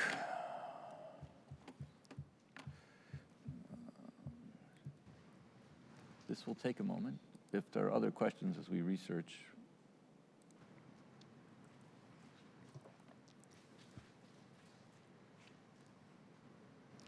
I'll save you the hassle. If it basically every year that we can pay the debt service and there's leftover money to do other things, then that's fine. And just taking out the dollar amount is doesn't make that much difference to me. I was just wondering if there was a change in our preference of what category gets funded next after debt. I don't read it as being a stated change in that. The key issue is that the debt service be paid first because it's a legal obligation of the city. Understood.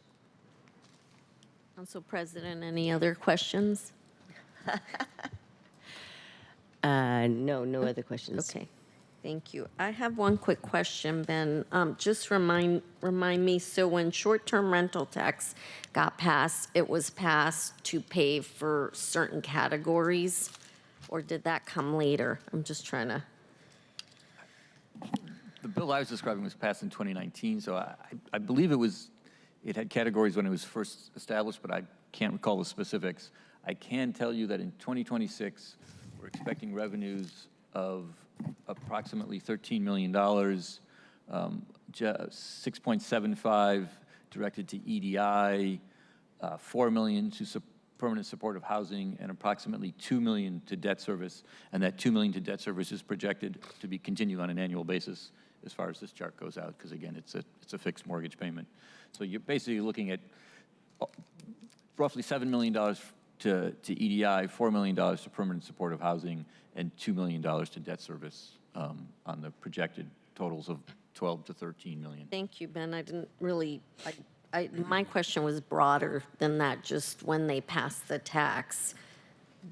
They passed it with categories in it. Sometimes we pass taxes, they go into general fund, and then other times the legislature passes taxes that go specific to a category. So this is a piece I was just trying to clarify. When the city first passed the short-term rental tax, it always had categories. That's my question broadly. It did. It had these same categories. The difference is that this proposal removes the specific dollar amount requirements. Like PET. I'm sorry? Like PET, when it got passed, it had categories. I guess what I'm getting to is we were passing all these taxes with categories instead of putting a different approach is to put it in general fund and then pay for all the things we want to invest in that we've prioritized. But in this case, I'm trying to come up to speed on all the various taxes that council has passed that have categories attached to it versus the things that go into general fund. So I'm just high leveling it. Yes, these three spending categories were identified in the original legislation. Okay, thank you, Cal. I would like it pulled out for individual vote, please. Council President, I'm going to ask just for you to wait until you're recognized because I couldn't hear what you're saying and we're all taking notes here. So I'm going to still retain facilitating between council members. I want to check, are there any other council members that have questions on the 121110 short-term rental tax? And Council President, you had initially indicated pulling this. Do you still want it pulled? Yes. You would. Okay. Marking that down.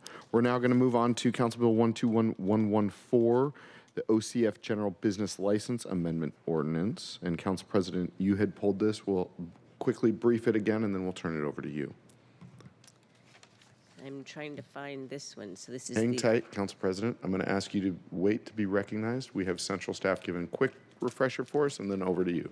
Yes, again, quick refresher here. This is a change that's to be consistent with state law, so that in general, if you operate a business within the city, you need to get a business license. There's a threshold of revenue that triggers that requirement. I will invoke a very personal experience. When I was in graduate school, I worked as an umpire and was paid roughly $50 a game, and at some point stayed below a threshold such that I didn't need a business license. If I'd proven particularly successful in that career, I might have required one. Now the minimum level of revenue that would trigger the requirement for a license is going to increase from $2,000 to $4,000. Again, this is consistent with a statewide change. And then there's an index, so that number will continue to grow with inflation, so we don't have to revisit this all the time. But the idea is to reduce the burden on obviously very small businesses, probably consultancies of the nature that I just described or of that like. Thank you. Council President, you are recognized. so I read the fiscal note, and nowhere does it list the cost of the actual business licenses. Do you have that anywhere? And maybe it's in the actual legislation, but I just didn't pull that up. And I see Tom Mikesell walking to the table.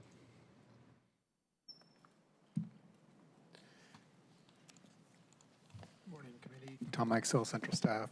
So, Council President, the cost of this business, so anything, any business activity, total revenue less than $20,000.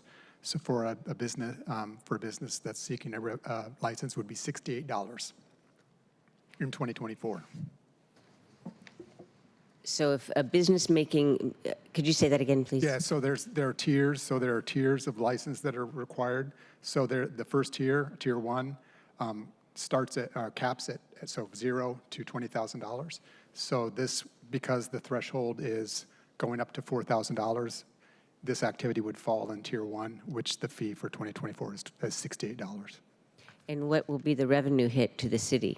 So the fiscal note states the revenue hit would be about $3,600 per year, Okay, and that's included in the budget, the 2026 proposed budget. thank you. Thank you. Any further questions? Councilmember Solomon. Thank you very much, Mr. Chair. I just wanted to get clarity on the fees. Okay, so the fees are tiered.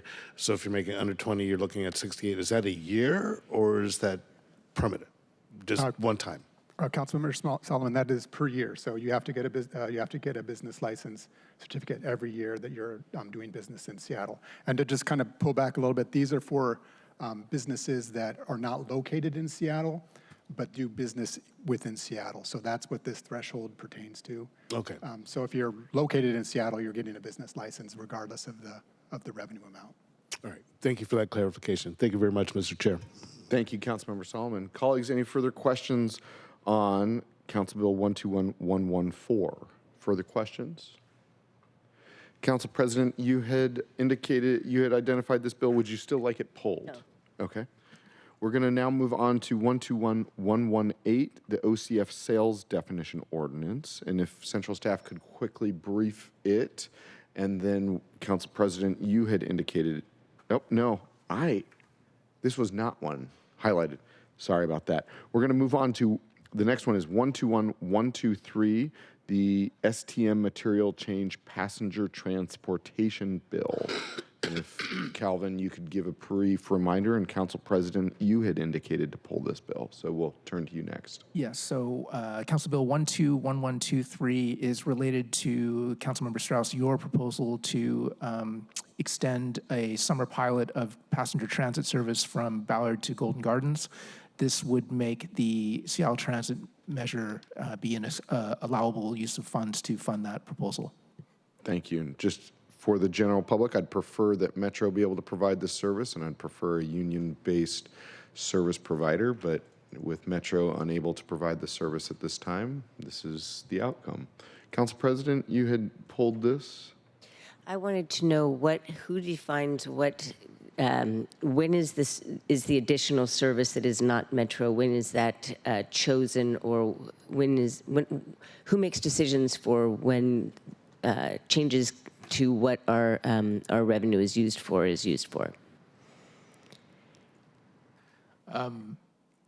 So every year there is some work that SDOT does with King County Metro to identify where the priorities for city spending of additional transit service should go, and that is affected by Metro's ability to provide additional service, as well as the city's budget to actually fund that service as well. So it's a bit of a moving target, and it changes depending on usage and other changes that Metro is doing for the entire system anyway. As Sound Transit stations came on board, we had a lot of restructures of Metro routes, and so that's an example of something that the city purchases have had to adjust to and change our spending to. Over the last several years with the pandemic, King County Metro has not necessarily been able to provide as much service as the city has sought to provide, both for coaches and for riders, or excuse me, for drivers to operate them. So that has also been a factor in recent years. The proposal that Councilmember Strauss has put forth, or that is included in the amended budget ordinance right now, is a different kind of service, and it could follow through from King County Metro provided service. King County does things like the Trailhead service, which shuttles people to parks in King County. They also do some rideshare version, a light version of a on-demand transit service. So there are some other options that King County might be provided. Another option to look at would be the downtown shuttle, the waterfront downtown shuttle, which is operated separately and not through Metro. But this legislation would make both of those types of transportation provision allowable for the purpose. And is frequency of service along the same routes also, could we buy some more frequency along certain lines as well? Yeah, so typically we look for things where there's overcrowding, or we look for things where there are sort of expansion of core service. The general thing that Seattle has tended to focus on is, I forget the exact term, but there is a core network of transit service, the high ridership, sort of longer run transit line connections that we want to make sure has, close to 24-hour service or 18-hour service. That has been a priority of Seattle Transit Measure spending. But another component is when there is overcrowding and to handle sort of the demand. That has been that was much more relevant in the first round of the Seattle Transit Measure before the pandemic, when that was probably why it was why voters approved it. But in the pandemic, transit service is still recovering, and so the span of service and the reliability and regularity of service has been sort of more of the focus. Got it. Well, it's for discussion next year when those discussions about the renewal are on the table. Okay. But as long as frequency can be considered, that was my main question there. Thank you. And I don't mean to take away from our parking ticket revenue. As the FYI guy mentioned, illegal parking at Golden Gardens in the summertime is the highest known location for parking tickets, and it is in part because it is easier to catch a bus from Seattle to Mount Si than it is to Golden Gardens Park. With that, Councilmember Rink, followed by Rivera. Thank you, Chair. Just one quick question for today related to this. Could we get a definition of what the expansion of these revenues being spent on private transportation service operators would mean for our system? Can we get examples of who these private transportation service operators would be? And Councilmember Rink, I believe that they just mentioned that. The two examples here being either Trailhead Direct, which is the preference of the sponsor, or the free waterfront shuttle as the exception. But I'll let central staff also brief the item again. Those are two examples of services that we know are operated. And so those are the only two that I could really offer you right now as what would be contemplated by this proposal. Are there any other eligible organizations that we may be aware of at this time? I'm just trying to think about the universe of possibility. And maybe I'll jump in because Calvin is helping craft this policy. At this point, we are looking for anything that can get folks from the 44 line or downtown the D line out to Golden Gardens Park. Preference is that it's a unionized service. And other than that, we just want to get folks to the beach without having to drive. Understood. Thank you, Chair. Thank you. Thanks. Councilmember Rivera. Thank you, Chair. Can you, I believe you said this, but I'm just going to attempt to restate it in I needed plainly stated, Cal. This particular budget action, this expansion is to a particular area of the city. It's not throughout the city. No, so this is sort of in the nature of enabling legislation. So the budget action that you all took on Friday identified a specific budget add for this connection from Ballard to Golden Gardens, and it identified a certain amount of money that would be necessary to provide that pilot service. This legislation makes the funds eligible for that purpose. So this is not specific to that proposal, but it enables that proposal to be lawful. And does it enable then expansion into other areas as well? It could. It would allow this source of money for these types of purposes if other purposes were proposed in a supplemental or other purpose that would be part of it. Given that this funding source is going to go away in next year, essentially, and we'll have to come up with whether there'll be a proposal to renew, I think this will all have to be part of that discussion for sure. Got it. Thank you, Cal. Thanks, Chair. Thank you, colleagues. Any other questions on 121123? Any additional questions? And Council President, you had asked this to be pulled. Would you still like? Could you say that number again, please? Yes, this is 121123, the material change on STM passenger transportation. Nope, my questions were answered. Okay. We're going to move on to 121124. Council President, you had pulled this, and we'll let Cal brief it. Turn it over to you.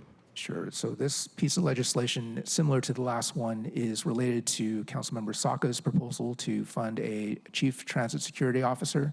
And so this, again, makes a similar change to the use of the Seattle Transit Measure funds to specifically allow for that, that spending. Council President? I support additional safety and security on our public transit, and I was wanting to know, I remember there were a couple of measures that we made last year that increased that. I can't remember the precise budget items, but are there other jurisdictions that also contribute to any kind of I'm not talking about the chief security person, that's just one person, but could you please remind us what are all the additional security benefits that we paid for already, and how may they be shared with other jurisdictions? Well, I guess I should start by saying that transit security has been a very high visibility and priority for the region in general. The King County had established a task force, some of you have sat on, to really focus on this activity. There was a report that came out, I believe, last month that highlighted a number of transit agency and law enforcement recommendations. So there is a lot of ongoing work to try to make this, to focus on transit security. In terms of specific dollar amounts that the city has as part of the transportation levy proposal, the council added, I believe it was 1 million allowable from the transportation levy funding to help support transit security improvements. This piece of legislation is talking about a different funding source. This is talking about the Seattle Transit Measure, so it would sort of open up another possible option of transportation revenue for transportation safety improvements, but it doesn't actually, but again, like the other one, the budget action is what actually directs the money. So this is an enabling legislation, not direct spending. So is there an approximation of what would be the trade-off of what would not get funded by allowing for this? Presumably, you would spend less on transit service. You would purchase less service hours. What, roughly much? by how much? Yeah. Maybe just the salary of one person for 1 year. I mean, that's not that much money. I'm just trying to understand, how are we paying for additional security, which I support, and if other, so you're almost there. Answer my question. There are, there is a certain amount of security cost built into the charge that we pay for. So when we pay for a transit service hour, that does support Metro's transit security operations in part. I don't know the exact breakdown of how much of overhead that is. So there is some contribution that way. I want to say that we're spending something on the order of $40 million in general on transit service hours. I may have that number wrong, but that's what's coming to the top of my head right now. So if we are talking about one position plus a small program budget, that is much smaller. This piece of legislation doesn't specify the amount of dollars. That was the budget discussion, but this makes that available. Noted. Thank you very much. I'm fine with it staying in. Okay. Councilmember Rivera and then Councilmember Ring. Thank you, Chair. Thank you, Cal, for taking us through that. I, too, support transit security. And in that vein, Chair, if you'll indulge me, I really just want to give a shout out to Sound Transit Security Officer Burrow, who the other day I was on the light rail and they de-escalated a situation. They came quickly when they were called into the light rail station. I've told people many times there is a number on the train marked, a phone number where you can just text and say the train number that you're on if someone's needs assistance for any reason on the train, and you can text with Sound Transit, they'll send the security officer and they show up. And I really want to give him a shout out, again, Transit Officer Burrow, because the situation was a person was very, very agitated, and he really diffused the situation, calmed the person down, was able to remove the person. He went along with the person to make sure they were fine. So a really great example of alternative response. And I will give Sound Transit a shout out for transit security, because they do a great job with the transit security piece that is often required on the trains as we ride. So thank you, Officer Burrow, and thank you, Sound Transit, for providing that.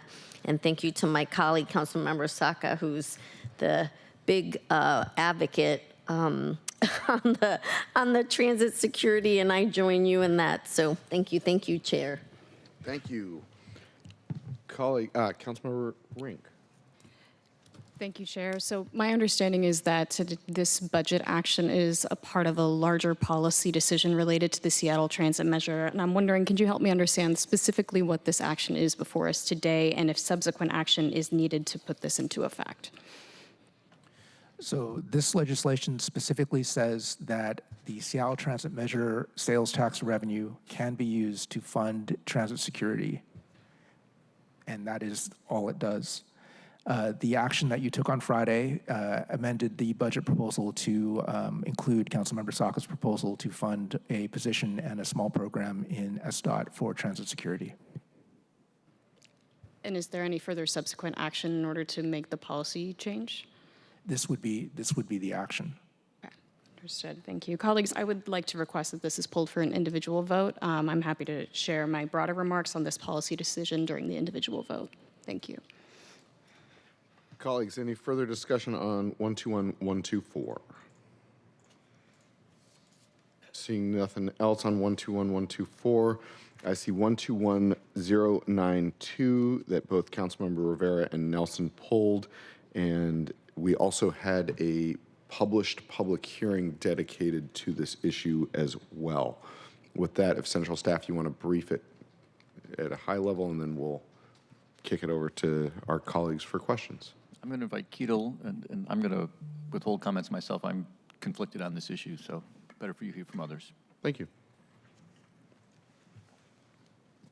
So Council Bill 121092 would move authority from the Department of Neighborhoods to the Office of Planning and Community Development for administering part of the city's regulatory program for major institutions and also changes to public schools.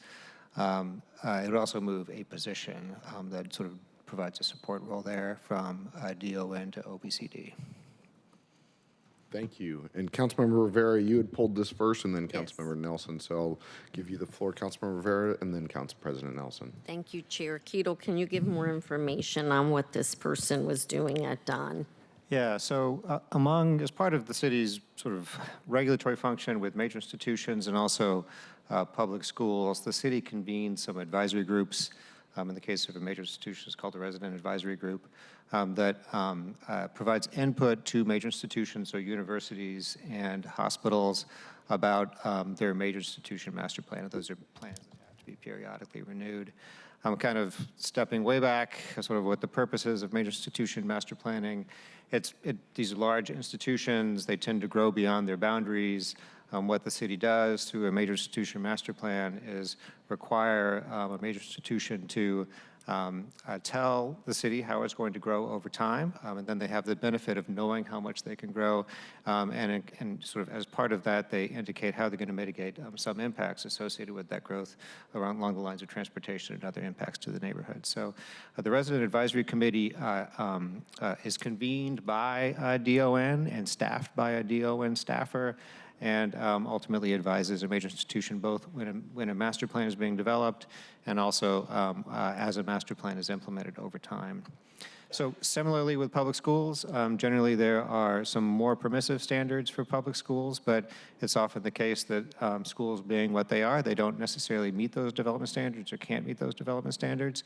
And so there is a staff person, there is a regulatory pathway for getting departures from development standards if you are a public school, and there is a citizens advisory, a similar residents advisory committee that provides input to STCI as part of that decision making. Thank you, Keto. And colleagues, I knew this information, but I wanted Keto to state it for the record so anyone watching also would have the information on what this person does.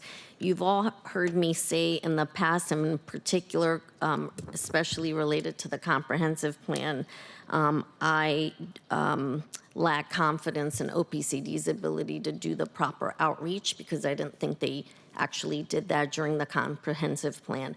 I know that that DON, the Department of Neighborhoods, is our outreach department, if you will, and that they engage residents when there is development happening in their neighborhoods.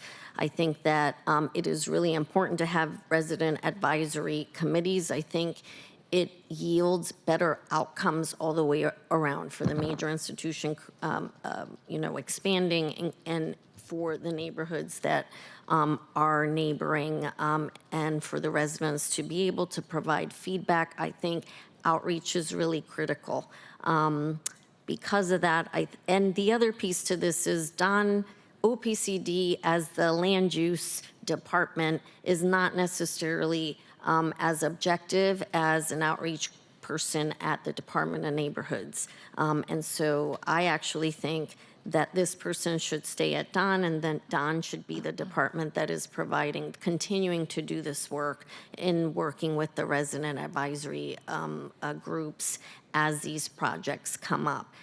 I will also say that having just listened in on one last week, OPCD is usually present at these meetings as well. It's just that DON does that coordination piece and that liaising piece with the resident advisory groups. And I think that's an advantageous setup all the way around. So for these reasons, I pulled this particular one, and I am going to be voting no to transfer this particular body of work to OPCD. Thank you, Chair. Thank you. Council President Nelson. I basically just wanted to know what was broken that this fixes, so that was already addressed in this conversation.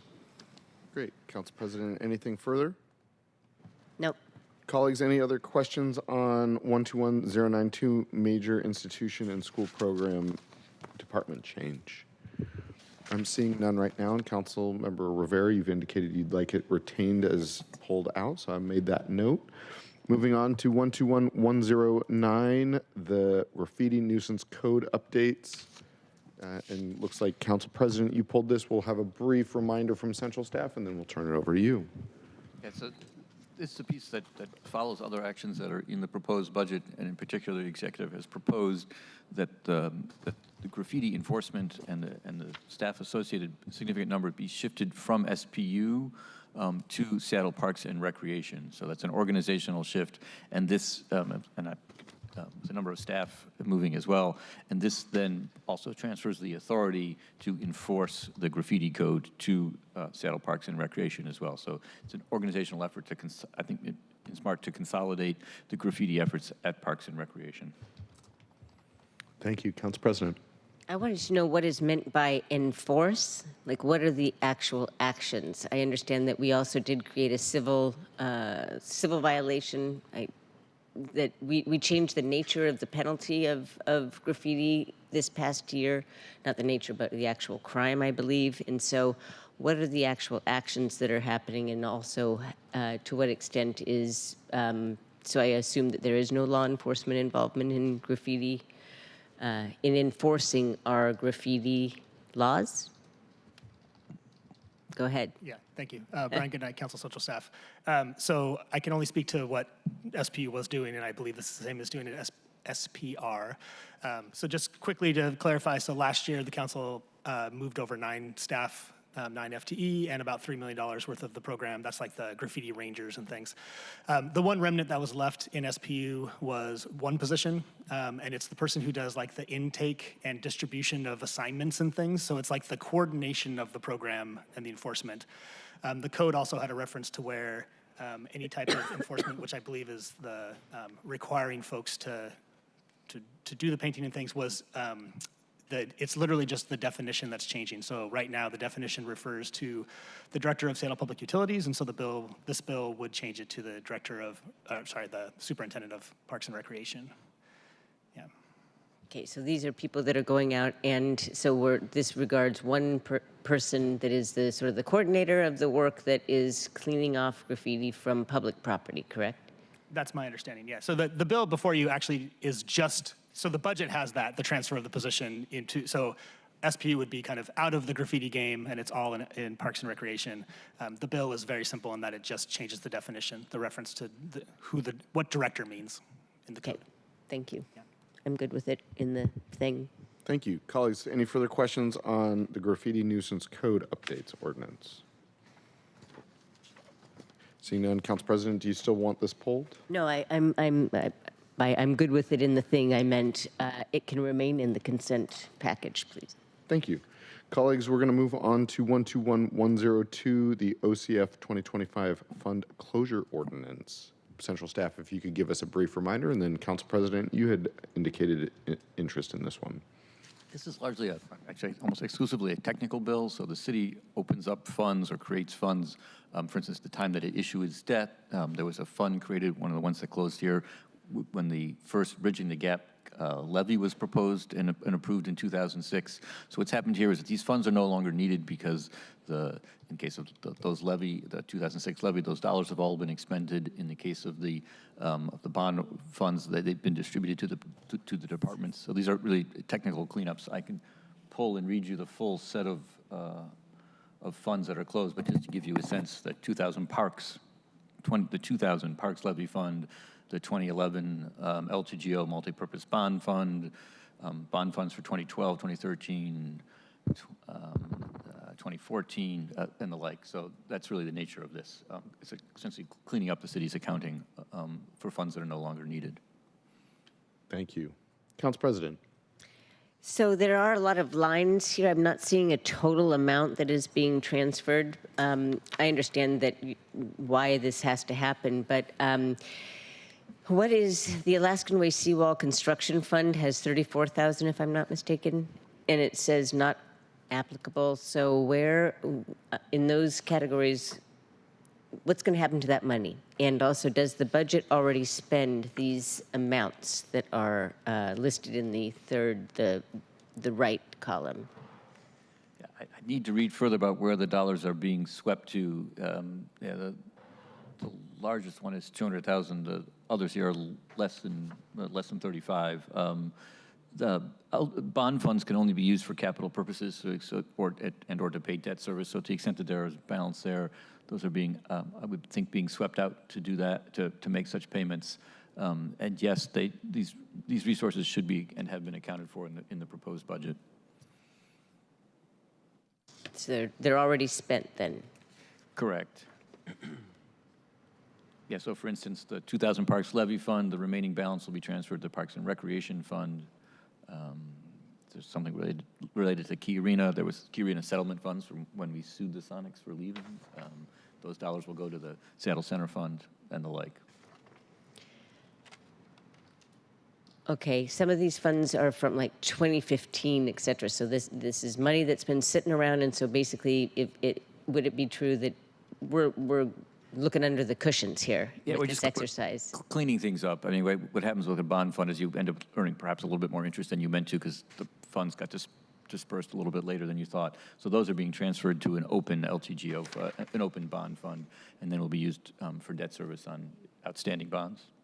And also, I should just state that, aside from the Bridging the Gap Fund, which was about 200,000, the vast majority of these are very small, under $30,000 each. Right. You can see how a council member, though, might be interested because we're adding up all these columns and thinking, maybe I have a different purpose I'd like to spend that money on, so I'm just asking. Now, one of the first things to do when we get the budget is to look at fund balances and identify potential flexibility. So, and we have, I don't know if exploited is the right word, but taken advantage of those when that's been possible. Thank you. Anything further, Council President?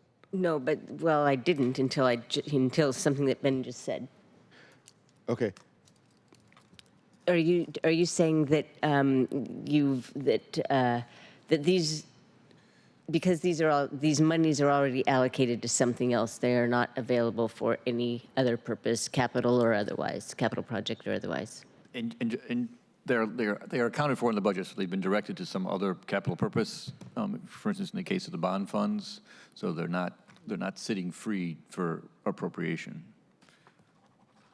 Noted. Thank you. As for example, we have moved the construction of the Backen building on the waterfront up sooner, which requires funding. Colleagues, I just want to remind the body that this presentation was provided to us. We were supposed to get through this presentation on Friday ahead of votes today. Committee took a little bit longer than intended. These are all of these bills effectuate the things that we have taken up over the last 8 weeks. And so I would ask that we stay focused on the questions that will determine whether you will vote yes or no. We have just the last one here, which is... Do we want to keep this in the packet? Thank you. Council President, do you need to keep this one in... It could remain in the consent package. Thank you. Next up is 121122, the Central District and Southeast Seattle Reinvestment Fund. Council President, you had pulled this item, and so we'll take a quick briefing and then we'll hand it over to you. This is very much council-generated legislation, so staff drafted this, and it was introduced relatively recently. As described on the screen, this legislation creates anew the Central District and Southeast Reinvestment Fund, starting in January 1. The purpose of this fund is a repository for public and private revenues to support equitable development, cultural preservation, and community-led revitalization in the Seattle's Central District and Southeast Seattle neighborhoods. And I believe the initial funding is in the neighborhood of $1.2 million, but I need to go back and refresh that. But that was in a council budget action. And I can give you a little bit more. One moment, if I can pick the right piece. This is the specific language in the ordinance that defines the purpose of the reinvestment fund and how it will be funded. Council President? Yeah, I was wondering how, if it has already been, and I didn't notice this highlight here, but I was wondering if it had already been decided what categories of expenses this fund will pay for, and I say it that way because I think that that kind of rigidity is unfortunate, and it used to frustrate me with the Jumpstart Fund that the percentages and the uses of that money were so fixed, and so I just wanted to know whether or not. But from this language that I'm seeing here, that appropriations are decided by council maybe every year or something like that. So it's not such a... Correct, and it's described, it will receive funds from a variety of sources. So it has neither a dedicated funding source per se, nor does it have, beyond the general purposes described, does it have specific debt allocations in percentages or dollar amounts. Thank you. Council President, anything further? That was my question. Okay, any statements on this one? No statements. Great. Councilmember Rivera. Thank you, Chair. Ben, just to say, is this a little bit like the Arts Fund? Is it sort of a mechanism like that? Right, where it doesn't say exactly. Right, it doesn't, exactly. It becomes a repository, and so you can clearly see what level of investment is being made for these purposes, and depending what your sources are, you can deposit them there and know that they will be used for that purpose, but then provides you the flexibility. So it's in some sense, it's an opportunity to track some level of accountability, like we'll be able to see this separate and apart from the general fund more broadly or from other funds.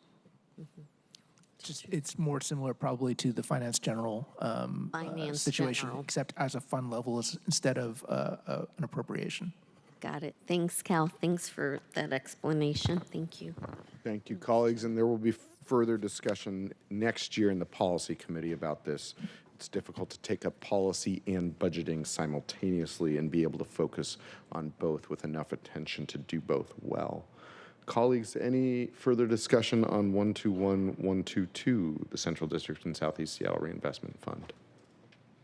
And do you need it pulled out of the package? No, okay. It's staying there. Wonderful. So the other two bills that were on the presentation that are not part of the consent package today are the annual grant acceptance, 121-115, and the council changes clerk file, which is 314-546. Those will come up on Thursday. We need a week to make sure that everything is correct. So that's also why if anything is pulled out of here today, I can't guarantee that it would be voted on before. We may have to extend our schedule. I see Councilmember Rivera's got a question. Then I'm going to go back up to the first two items that we had initial discussion on and that we come back to.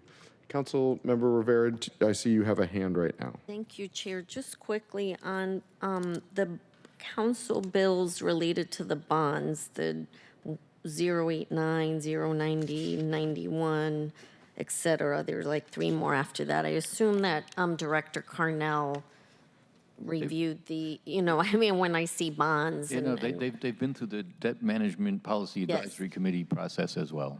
Okay, great. Thank you. Thanks for confirming that, Ben. Got to do my due diligence. Thank you. And then Council President pulled 121-113, the 25 year-end supplemental ordinance. Ben, you want to give a quick brief there, and then we'll call on Council President. Again, this is supplemental, so it covers innumerable, well, not innumerable, I could probably count them, but a number of departments and a number of changes, and I don't have those details in front of me. Again, staff have reviewed them and are available to answer any specific questions there might be. The changes here, again, have been incorporated.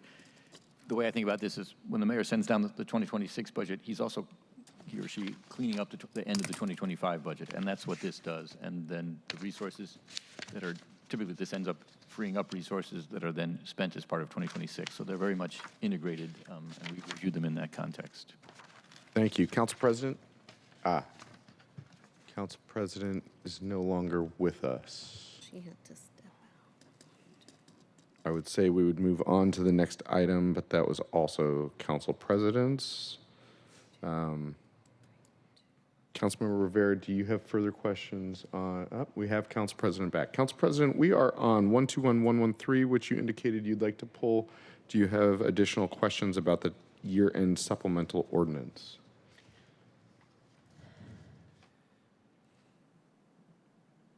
I'm trying to remember, excuse me.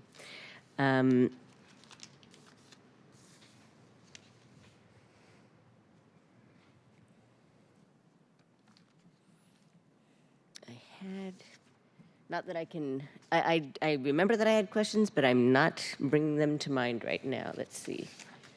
So I don't want to waste anybody's time.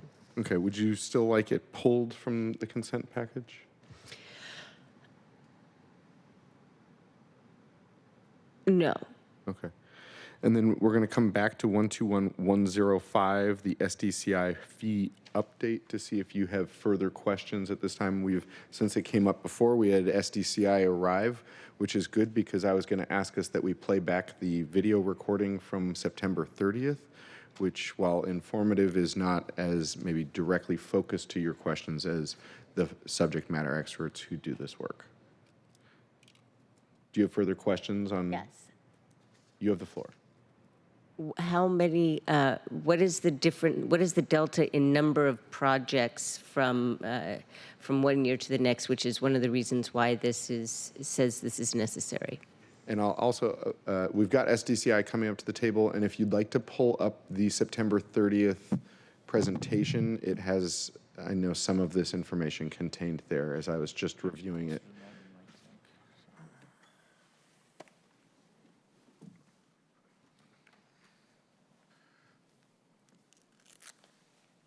And if you, for the folks who have just joined the table, if you could introduce yourself. Colleagues, this is not standard process of having departments come up on the last day of budget, and we appreciate you so sincerely. And also thank you.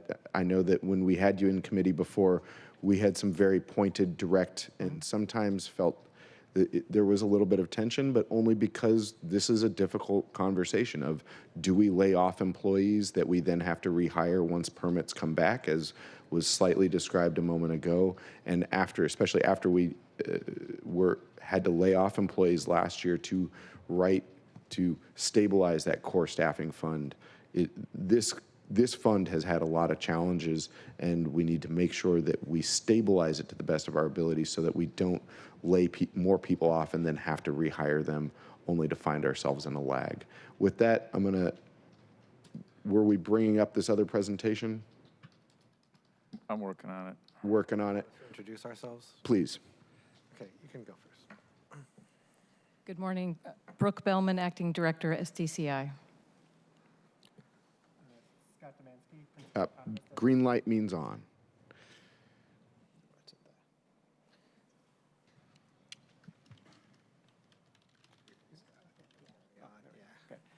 Scott Demansky, Principal Economist, SCCI. Thank you. Shane Mukov, the Finance Director, SDCI. And Council President, your question was, how have permit levels been fluctuating over the past 2 years, or? Yes, I would like it.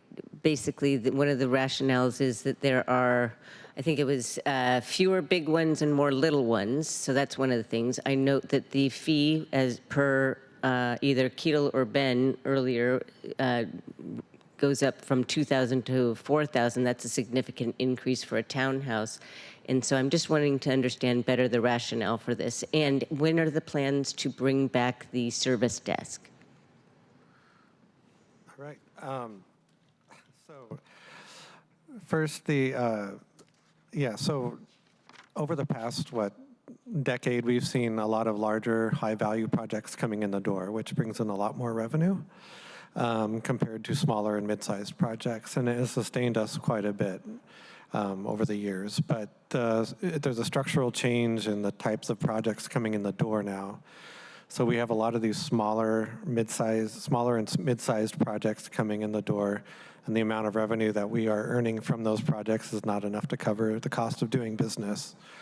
And we do not anticipate a lot of the larger high-value projects coming in the door until at least, once the vacancy rates begin to drop downtown, we may be seeing more of that, interest rates drop, but really the vacancy rates are still very high, and there's not going to be a lot of really large, complex projects, high-value projects being built until that time. Yeah, I can say that our construction volumes, they have been increasing the past couple of years, about 2 to 5%, but the valuation of those projects has been a lot lower, like Shane mentioned. Last year, we brought in about $3 billion, which would have been a very low year for project valuation for us. This year, we're trending towards about $2.5 billion, which is, a substantial decrease. We're looking at about roughly the same level of project valuation next year. So it's been a notable decline. The types of projects that we're bringing in now are more of the ADU.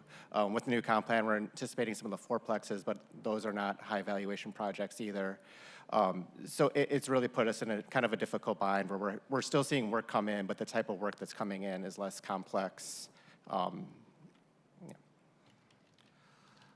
And if you can see the chart up above, you can see over the since 2023, our permit volumes on construction permits have been increasing, which is a good sign. But on the other hand, the construction project valuation has decreased. And we're getting close to the lowest point, similar to where we were at during the Great Recession. And lower value projects means lower permit revenues. So what we're struggling with is a change in the project mix. What we need in order to really stabilize is a 35% fee increase, but we were going to start with 18% in 2026 and then see how we did with that and how the economy did, and then look at a possible similar increase in 2027. If we aren't able to do that increase, it was anticipated to bring in about $8.5 to $9 million in revenue per year, and we'd be exhausting our building cost center, which is our building permit fee revenue cost center, and land use cost center by the end of 2026. So we'd be looking at laying off equivalent of $9 million of staff, which is about 60 staff. If you look at it at about $150,000 per employee. Could you say that starting with the 60 staff, and how many staff were laid off last year? Could you please walk me through that again? Yeah, so last year, 29 altogether, 29 staff. It was... I'm going to point of information, which is 29 from your department. There were more staff in other parts of the city that were also laid off. Yeah, so 29, we abrogated 20 positions because there were sunset pockets.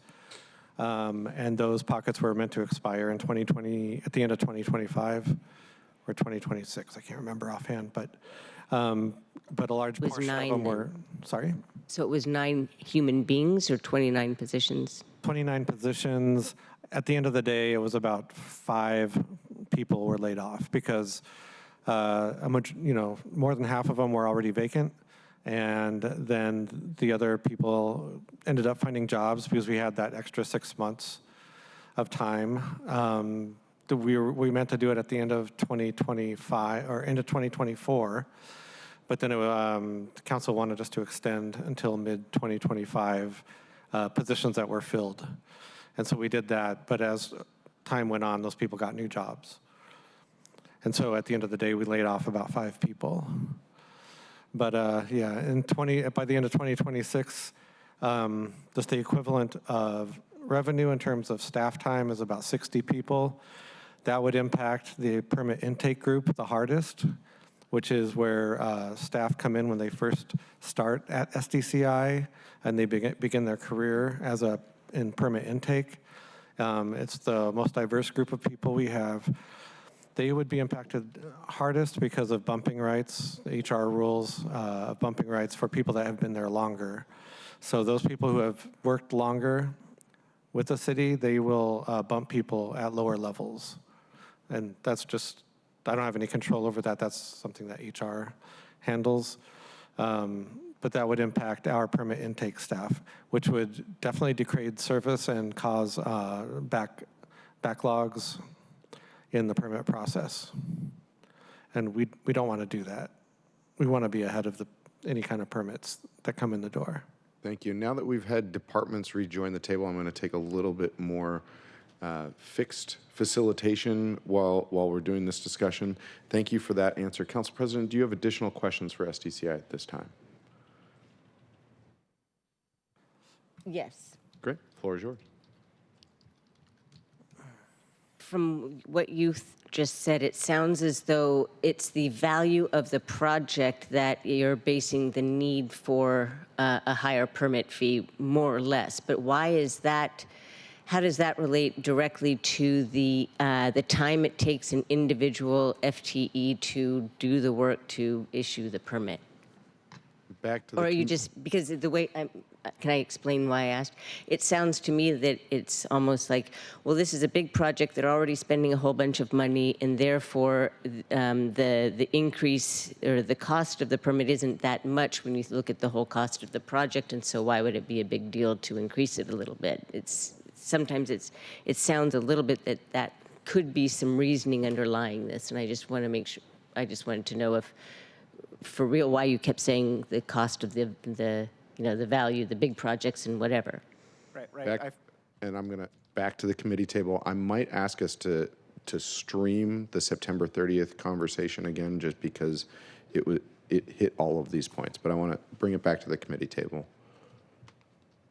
Okay, so our construction permit fees are value-based, so it's just a calculation based on occupancy, construction type, and square footage, which sets a project valuation, and then that project valuation goes through a fee schedule, which sets the permit fees. It's supposed to be a proxy for the complexity of the project and how much review time it's going to take. If we build everything hourly, it would become cost prohibitive for the less complex projects. So there's some subsidization that happens from the larger complexity projects to the smaller complexity projects.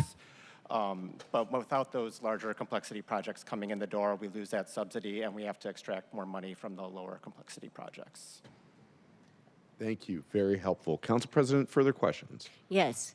When you're talking about, the loss of projects, or you gave the two numbers between one year and another, has there been an exercise within SDCI to think about improvements to your processes so that perhaps more projects would be built here?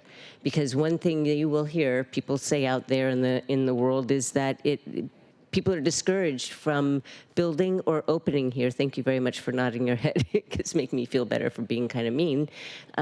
Because Seattle is really difficult to get a permit, and the review process is really frustrating. So that could be one reason why that is happening. And so I'm just wondering if there's an internal conversation. And I believe that it was the director's first or maybe day before first day on September 30th when SDCI presented with Interim Director Kay Lee providing the direction. And I think that may have been your first day, Interim Director. So with that, I'm going to turn it over to you as a brief introduction to City Council and to help us understand Council President's position a little bit better. Great, thank you very much. It was indeed my first day. And so Kay did take that, came down to present the budget. I was emphatically nodding about the process improvement question. I am 6 weeks into the job now, and that is one of the first things that I'm doing, is helping the department think through with fresh eyes what our processes are, working very closely with the PACT initiative, looking at a variety of tools, looking at our processes, looking at our organization as a whole. Streamlining permitting is very much on everybody's mind. It is something that we would like to get to, and I will tell you that I've been met with great enthusiasm within the department about ideas and ways that we can go about that. So that is definitely something that we are looking at.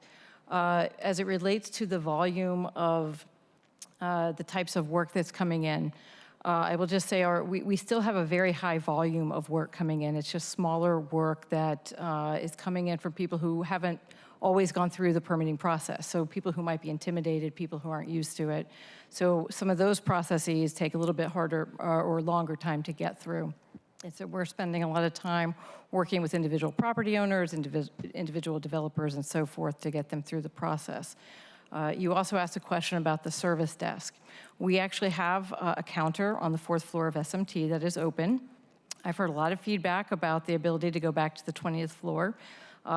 We also have a tool called Zendesk that has been taking a high volume of some of the calls and some of the intake that we do to help people get through that initial start of the process when they're looking at permitting. Again, these are all tools and frankly, questions that I've been asking to better understand what are the right tools for people coming into the process, people who have advanced levels of the process, and what are the right ways to meet them so that they can get through our processes faster. Thank you. Council President, further questions? I have a comment, which is thank you very much for explaining that. There are a lot of people that recognize that there is a counter, but that that's not a substitute for an office where employees sit and then they can go ask their colleagues questions when somebody comes up with something that looks like it might or might not conform to the building code, et cetera. So just encouragement to actually open up the real service desk. And then might be my last question, I don't know. How do our permit fees compare to neighboring jurisdictions like Bellevue, and the rate or the frequency at which they go up or increase year after year or every few years? And Council President, I'll remind you that this was discussed during the budget process earlier. I will return to the committee table, but if these are questions that will change your vote on this bill, I'm happy to continue these questions if there is a position. But I'm concerned that this is all stuff that we've got, literally this material is what we've gone over in the budget before. So I'll pass it back to the committee table because I believe that this answer is in the packet, just a couple more slides down, and then we'll come back to you, Council President, for further questions.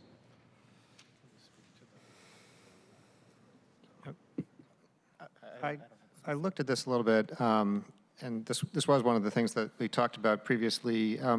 Compared to Bellevue, it's about the same range with the increased fees. I think for $1 million valuation project, the fee charged currently at STCI would be about $7,091.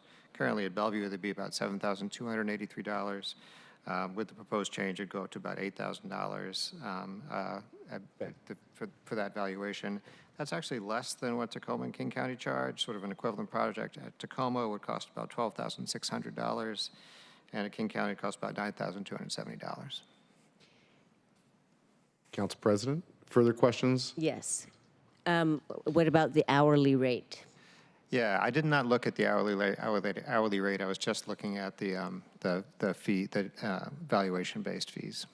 Yeah, that's what the combination of the fee plus the hourly rate, which seems really expensive to me, but then I wouldn't know what other cities charge if that's normal. 496 or 498 per hour, going up to like 551 or something like that. That's what we're asking our clients to pay as well, on top of the fees. Yeah, that's for the land use hourly rate. And that's we aren't doing as much of the land use projects anymore because design review and SEPA changes, both at the state level and locally. And so that's where a lot of that fee came from, was from design review and SEPA projects. And now there's fewer of those projects. It's mostly small variances and short plats. And those projects that's one reason that our land use cost center is really suffering right now as well. So we have a lot fewer of these projects coming through, less hourly work to be billed. But yeah. Thank you. Council President, any further questions?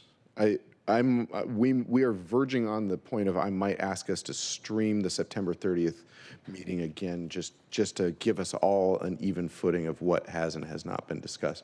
Council President, any further questions? I just want to note that I didn't ask these presenters to come here. I didn't ask to take up this time in the meeting. This was quite unexpected for me. I asked the questions that I needed answered before and said what I wanted to have happen with the legislation.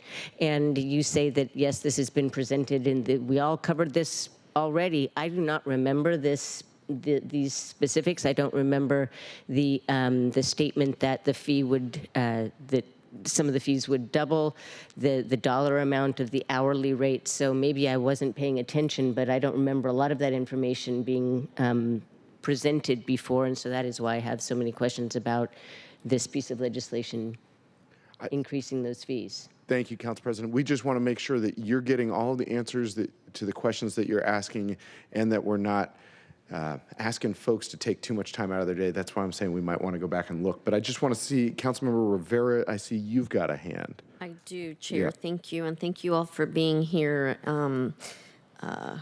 It's nice to meet you. Looking forward to actually meeting you.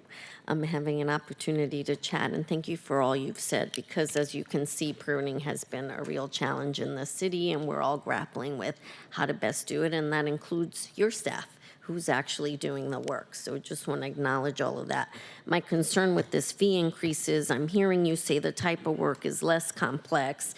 We are getting lower project value projects, which means less money, but then we're increasing the fees for those smaller projects, which probably mean, oh, and I said this earlier, but then that means that the folks that are doing these smaller projects are bearing the brunt, because those bigger projects and higher value projects are not working.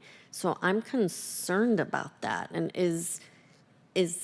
so my question is, factored into this fee increases, I mean, is there like some kind of, I mean, I think you called it tiers. I'm thinking sliding scale, but that's not the right word for this. But just like, to be honest, based on the value of your project, if it's really small, I just feel like, again, the little person is bearing the brunt of these fees, because the bigger companies are not doing these projects right now. And that is really my huge concern here. Back to the committee table. Okay, so we're regulated by RCW 8202020, and we need to cover the cost of providing the services. And if we're not able to cover those costs, we don't have many options. We have either fee increases,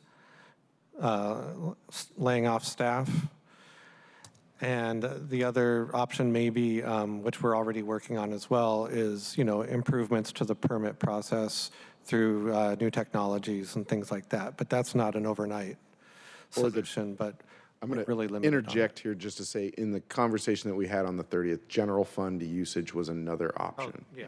Sorry. I was about to wade to that point. So but what's being described here, and I think well described, but I'll try again for what it's worth, is we talk about cost centers. So there are a set of costs, and we, the city, are trying to recover the cost of providing this service. And it's a service that is only, it's not for the it's not for the general public, it's for folks who are developing projects, remodeling, or building new ones. So we try to recover the cost of the time for the folks at SDCI who are involved in reviewing those permits.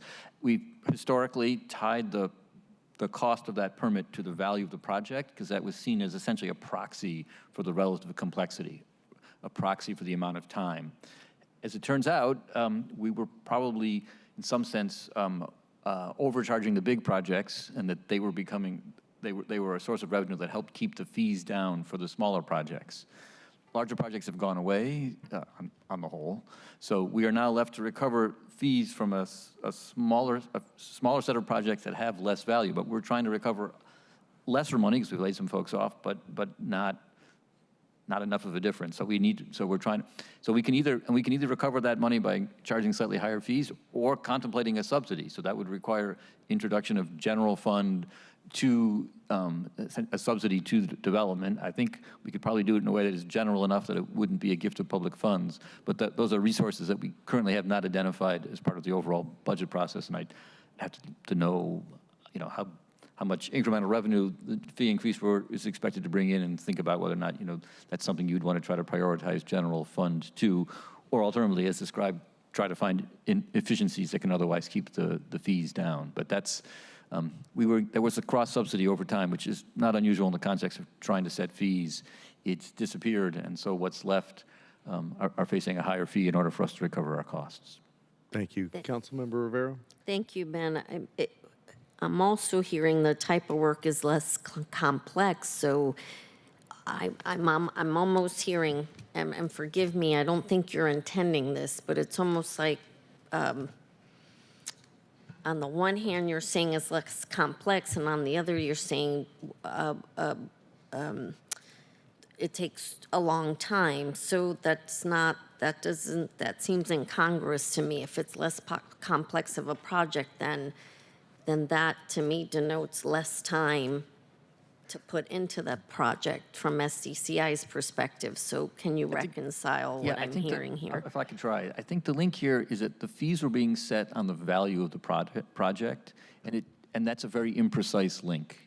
It turned out for bigger projects, we were probably over-collecting on a per-project basis. That's not what... But now we only have the smaller projects. So they are relatively simpler, but they still require some amount of time. They're no longer, they're no longer being subsidized by the bigger projects because they don't exist. So they're having to face the full cost, and that full cost is higher. But that's the thing, Ben. I'm hearing you say the projects are less complex, so I would think they're not taking as much time as the bigger projects, which are very complex. The amount of time, are you saying the amount of time is the same regardless of the complexity of the project? the amount of time hasn't changed for the small projects, hasn't changed year to year.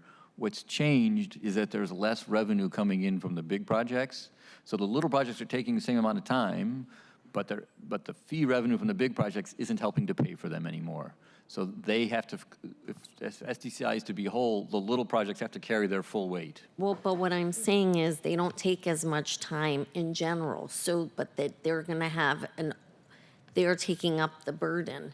And I just don't think that that's fair to those smaller projects, right? They don't take as much time. I can't but yet dispute fairness. Your only other option is a general fund subsidy. Thank you. And the reason I'm raising my hand physically in the chambers now is simply because this is why we had such a robust conversation on September 30th, which is that, and we presented it, and I remember Councilmember Juarez even saying, Strauss, what are you about to do here? When I really teed us up for the 4 options here. We could lay staff off, we could increase the fee, or we could put general fund in. And those are, and the reason that we wanted to highlight those 3 options so early in the budget process was so that if colleagues had thoughts, feelings, policy decisions about the choice of those 3 options, that those could be taken up during the budget process. Is the floor still mine, Chair? If you have direct questions, we are now at 12:05. We've been on this topic for about 20 minutes. If we continue for another 15, I'm going to ask that we all watch the September 30th committee. Councilmember Rivera, I'll give you the floor, and then I see Council President Nelson, and then we're going to close questions on this, and I ask that the questions be focused on determining whether you would support or not support this bill. Yeah. Thank you, Chair. I think that these are tough choices, and what you're hearing is the grappling with all of these things coexist and they're true, and I'm grappling with it because we are sticking the cost to the smaller projects that don't take as much time. So I appreciate you laying out what the options are, but they're not easy. And so I will also say that we can have differences of opinion upon how robust the conversation was at that time. And also as elected officials, we have to do our due diligence on behalf of our constituents. So we need to have the time. If we need extra time today to discuss this, then I'm going to advocate and I'm going to request to do that, and I'm not going to apologize for that.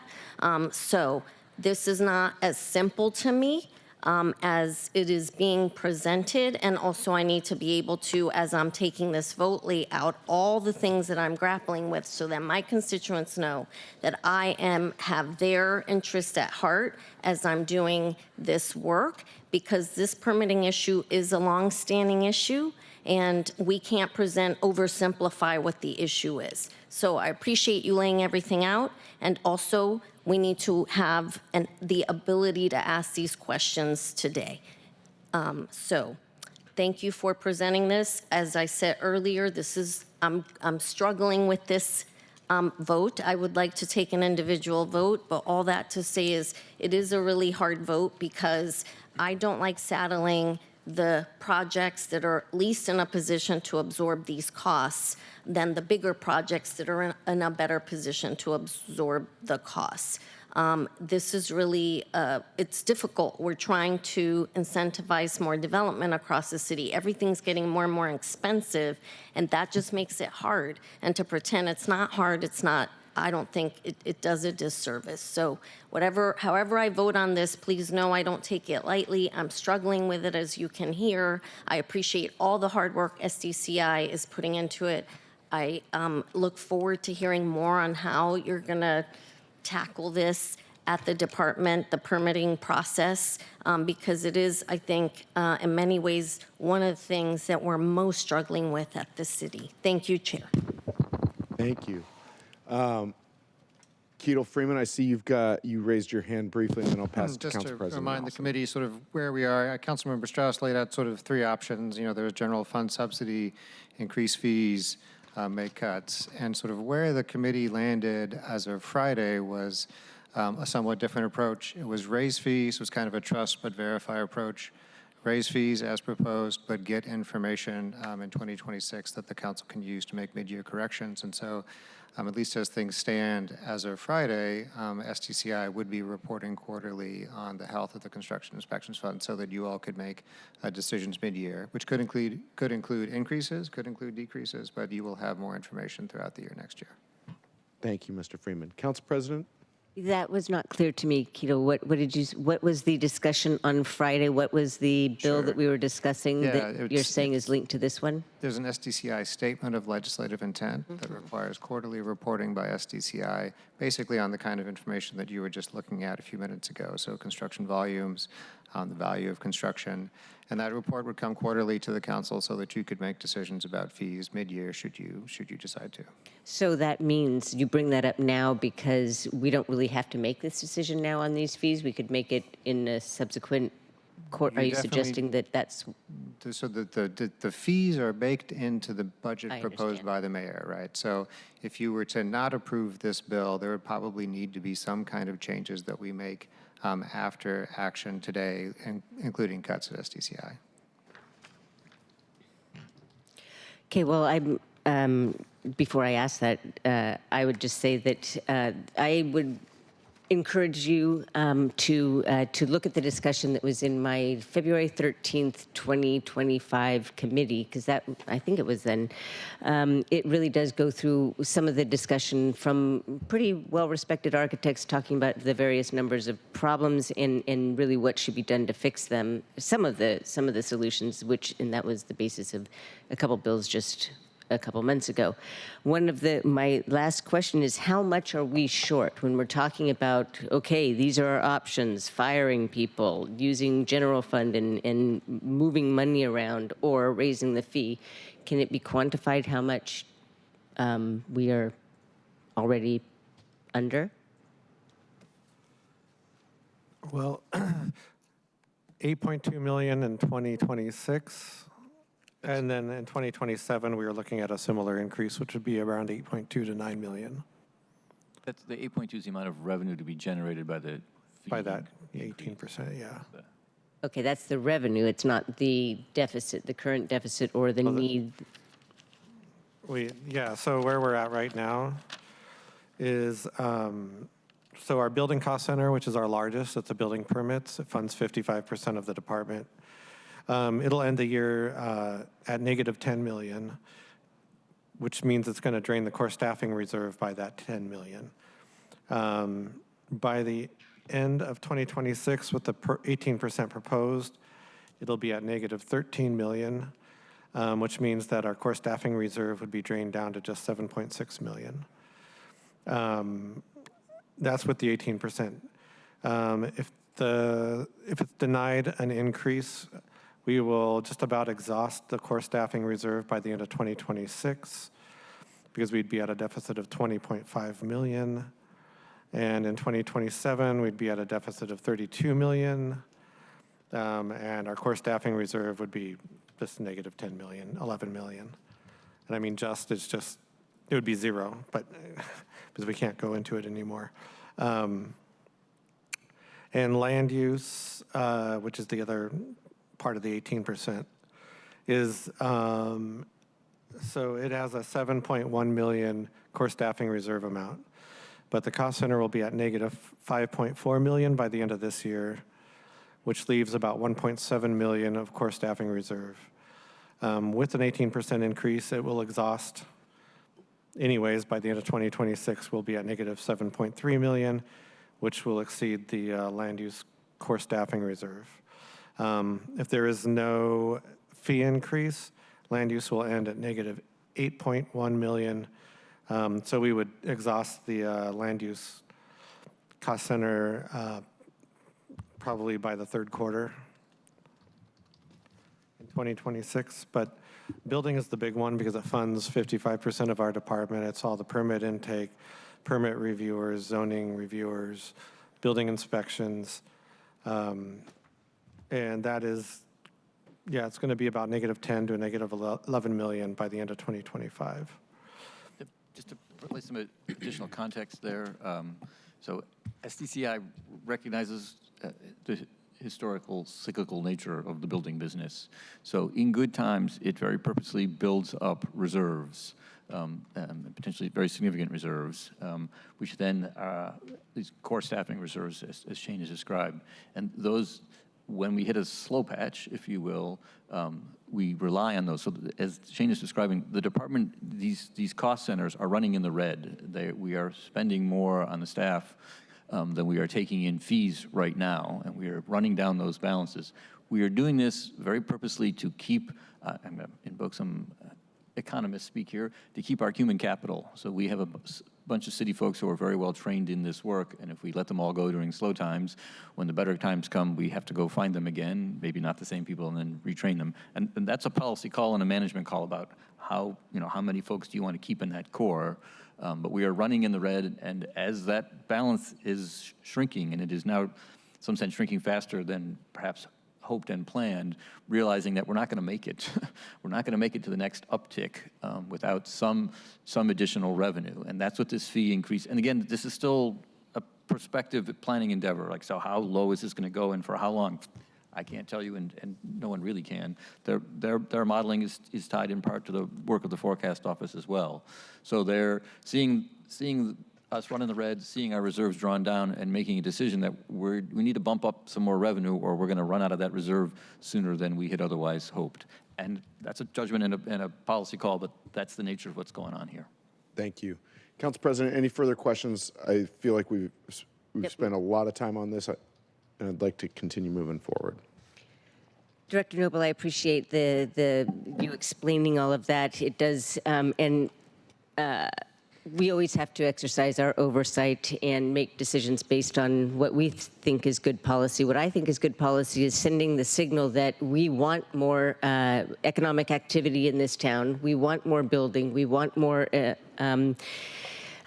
housing, et cetera. And so to me, this is sending the wrong signal at precisely the wrong time. And you can say, and meanwhile, we know that there are $10 million regularly in the underspend. And so to me, it seems as though we really do have to prioritize both our human capital and the future of the city and wanting to attract more business growth in building and housing. And so that's just where I'm coming from.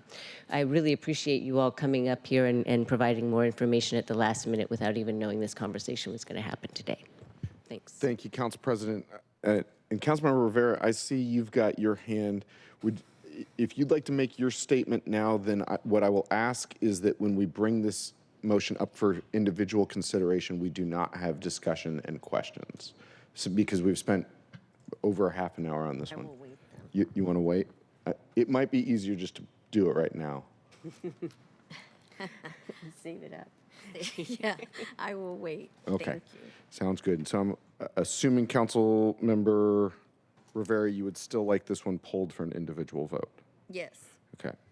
With that, colleagues, please have your lists ready to confirm or request for items to be pulled out of the consent package. At this time, I have the following bills asked to be removed from the consent package.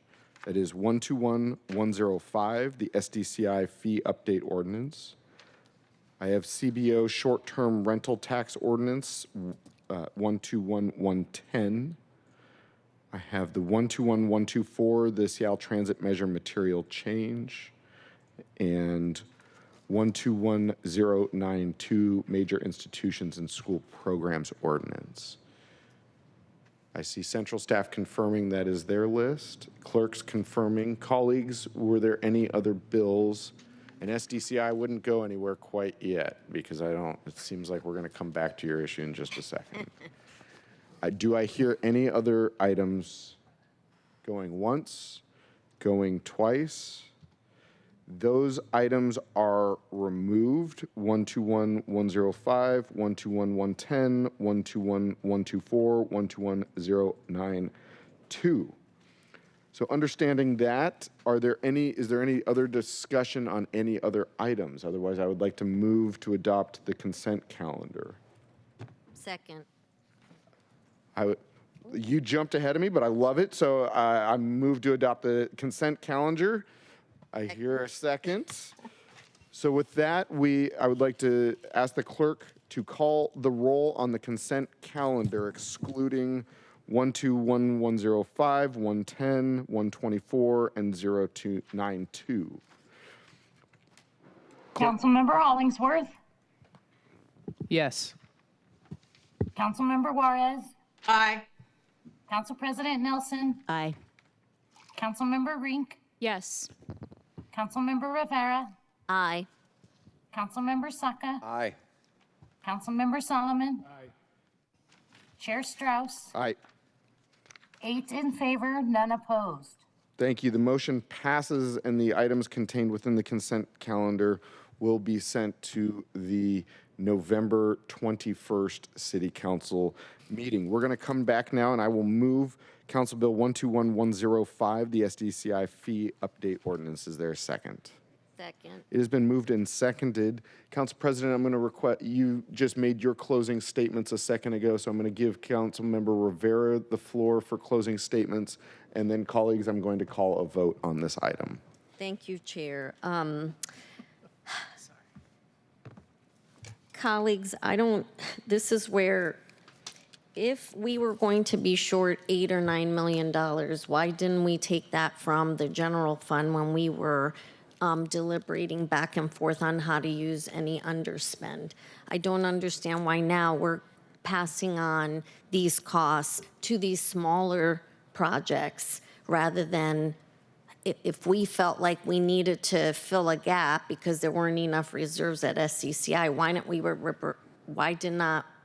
did we not prioritize that service? I was unaware that this was the option until today. Budget moves really fast, and to me, it would have been a good use of general fund to help backfill for what the department was going to be short rather than transfer this cost to these smaller projects. And I feel in general, colleagues, that we are constantly passing on, rather than making the hard decisions, we're passing on these costs to all our taxpayers. And I don't think that that's fair. I feel like we don't want to we don't want to accept reality, and we're constantly trying to,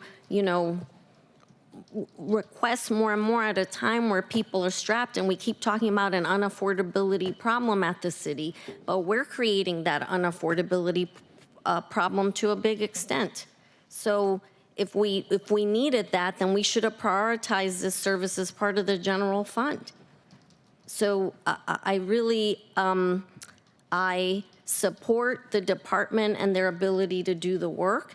And I want to also support these smaller projects and not pass on what the big projects, and they're not developing big projects now. I don't want to have to give the little person the overdue burden of taking up what the bigger person can't do right now. So I just, and then we don't have an end in sight, or, when are these big projects going to come up online again? We just don't know, given all the craziness across the country with this crazy federal administration. So these are really hard decisions for us to make. Again, please no, I don't take it lightly. I would have prioritized general fund for this purpose, but now here we are today, and I don't suspect that I will have others join me, but I can't in good conscience vote for this, knowing that we had a different option we could have chosen, and we didn't, because we had underspend that we used for many different changes. We had many amendments last week, and this could have been one of them. So thank you, Chair, and that's all I have to say. Thank you. Will the clerk please call the roll on 121105? Councilmember Hollingsworth? Aye. Councilmember Juarez? Aye. Council President Nelson? No. Councilmember Rink? Yes. Councilmember Rivera? No. Councilmember Saka? Aye. Councilmember Solomon? No. Chair Strauss? Yes. 5 in favor, 3 opposed. Thank you. The motion passes, and Council Bill 121105 will be sent to the November 21st, 2025 City Council meeting. Moving on, I will move Council Bill 121110, the short-term rental tax. Is there a second? Second. Thank you. It has been moved and seconded. Is there any final discussion on the short-term rental tax? Any final statements before we make the vote? Seeing no final statements, will the clerk please call the roll on Council Bill 121110? Councilmember Hollingsworth? Aye. Councilmember Juarez? Aye. Council President Nelson? Aye. Councilmember Rink? Yes. Councilmember Rivera? Aye. Councilmember Saka? Aye. Councilmember Solomon? Aye. Chair Strauss? 8 in favor, none opposed. And with one excusal that is unanimous, Council Bill 121110 will be sent to the November 21st City Council meeting. The next item is I move Council Bill 121124. Is there a second? Second. Second. It has been moved and seconded to recommend passage of Council Bill 121124. Are there any final statements? Councilmember Saka, and then Councilmember Rink. Councilmember Saka, I'm going to give you last word. Councilmember Rink. Thank you, Chair. Colleagues, I want to commend the work everyone has been doing to do right by our transit riders and our bus drivers to make transit safer. I know there are great intentions here. I believe we are all united in working to ensure that drivers and riders are safe while on transit.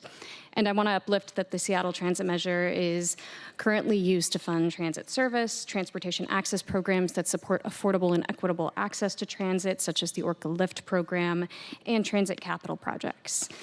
I hesitate to change the intention of what the dollars are for as currently outlined in the Seattle Transit Measure, and particularly and risk lowering, even by a smaller amount, investments in those areas that I just outlined.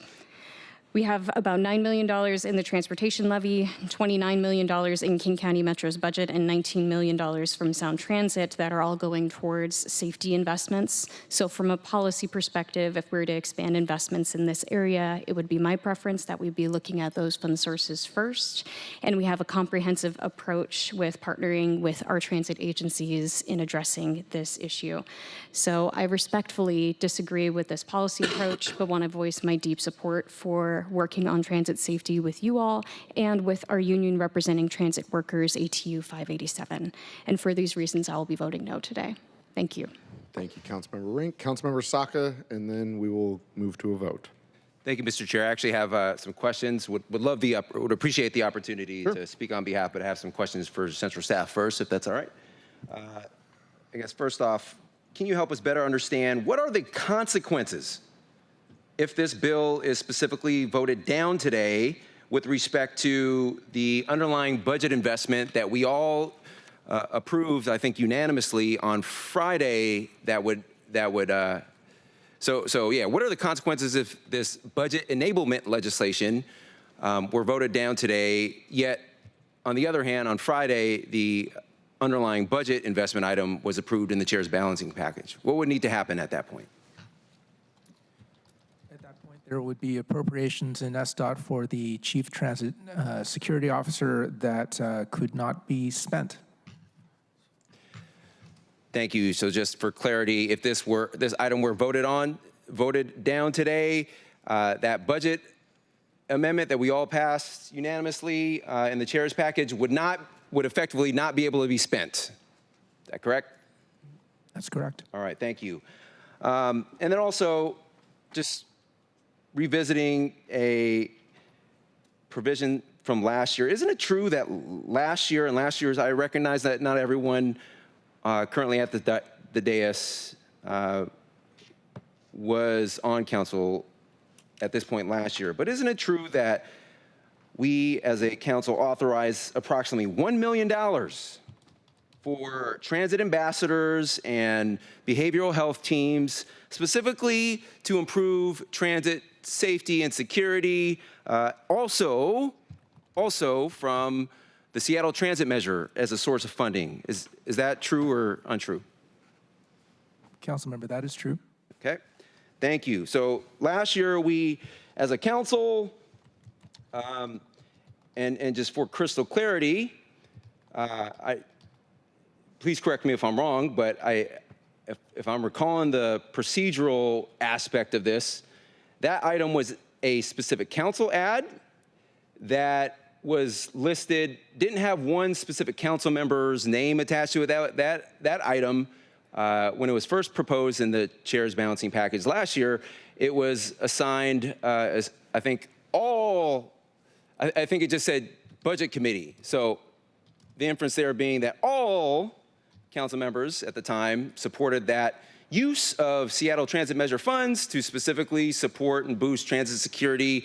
In that case, $1 million for those behavioral health teams and transit ambassadors. So all of council members, so there's all that is to say is there is not only precedent for this, recent precedent, and whereas that investment purported to add $1 million,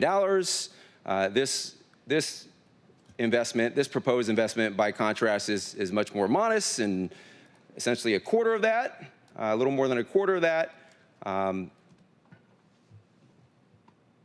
So I'll just want to note that for the record. All right, if I may. That is the end of my line of questioning, Mr. Chair. I welcome the opportunity to speak more broadly on the underlying investment. I mean, I would suggest that we call a vote, but if you have further questions on your proposal, then I'm happy to have them answered. But I think that at this time, I would suggest that we move to a vote on the bill. I would appreciate the opportunity to speak a little more directly to it. Okay. All right. And so I'm going to give you closing statements at this time. Yes. These are now closing statements. No further questions, no further discussion. We're going to take a vote as soon as Councilmember Saka has completed his closing statements. Thank you, Mr. Chair. Thank you. And colleagues, on December 18th, 2024, Metro driver Sean Yim was murdered in the course of duty, in the course of doing his job. Operator number 21882, Operator Yim, was murdered. And just a few weeks before, we had passed, I think, a bold budget that included some bold transit safety and security measures, including the aforementioned $1 million from the Seattle Transit Measure Fund for transit ambassadors, and a separate $1 million from a different source of money for contracted transit security, including contracted security and King County Metro Police. Unfortunately, those investments came a little too late to potentially help prevent or mitigate against the possibility of Mr. Yim meeting his tragic demise. And I'm proud of the work that we did working alongside ATU Local 587 and President Greg Woodfill to craft this underlying investment that we learned is essentially rendered meaningless if we don't pass this implementing budget legislation today. And we also learned there's direct precedent from last year doing substantially the same thing. I believe that when we expand transit service, we must also, in parallel, expand and boost transit safety and security. I've said it before, colleagues, I'll say it again. Transit service is not one of those things. It's not like the field of dreams. If you build it, they will come. If you expand it, we can count on more riders. To the contrary, we must, as we expand transit service, specifically boost transit safety and security, because expansion of transit service is only a precondition, one of many, not the only. We must create conditions and an environment where people actually feel safe and secure while riding transit. Part of that, a huge part of that actually, is boosting the state of safety and security on our transit system. Boosting transit safety and security is a shared responsibility. All jurisdictions play a role. That's not my position, not solely my position. That's the position of the ATU Local 587. They've come here multiple times and shared that directly themselves. So colleagues, for the common sense reasons I mentioned, I urge your support of this today. Thank you. Will the clerk please call the roll on Council Bill 121124? Councilmember Hollingsworth. Aye. Councilmember Juarez. Aye. Council President Nelson. Aye. Councilmember Rink. No. Councilmember Rivera. Aye. Councilmember Saka. Aye. Councilmember Solomon. Aye. Chair Strauss. Aye. 7 in favor, 1 opposed. Thank you. Council Bill 121124 is recommended for passage at the November 21st council meeting. I'm now going to move Council Bill 121092. Is there a second? Second. Thank you. And we're only going to take closing statements at this time. So if folks have closing statements on this issue, otherwise I'm going to call for a vote. Seeing no further statements, will the clerk please call the roll on Council Bill 121092? Councilmember Hollingsworth. Aye. Councilmember Juarez. Aye. Council President Nelson. Aye. Councilmember Rink. Yes. Councilmember Rivera. No. Councilmember Saka. Aye. Councilmember Solomon. Aye. Chair Strauss. 7 in favor, 1 opposed. Thank you. The motion passes, and Council Bill 121092 is recommended for passage at the November 21st council meeting. Colleagues, that does bring us to the end of our agenda today. So we will be back here in the Select Budget Committee on November 17th to take up the 2 items that were not on today's agenda, which are Council Bill 121115 and Clerk File 314546. These are the items that were passed out of the budget, or that we finished on Friday.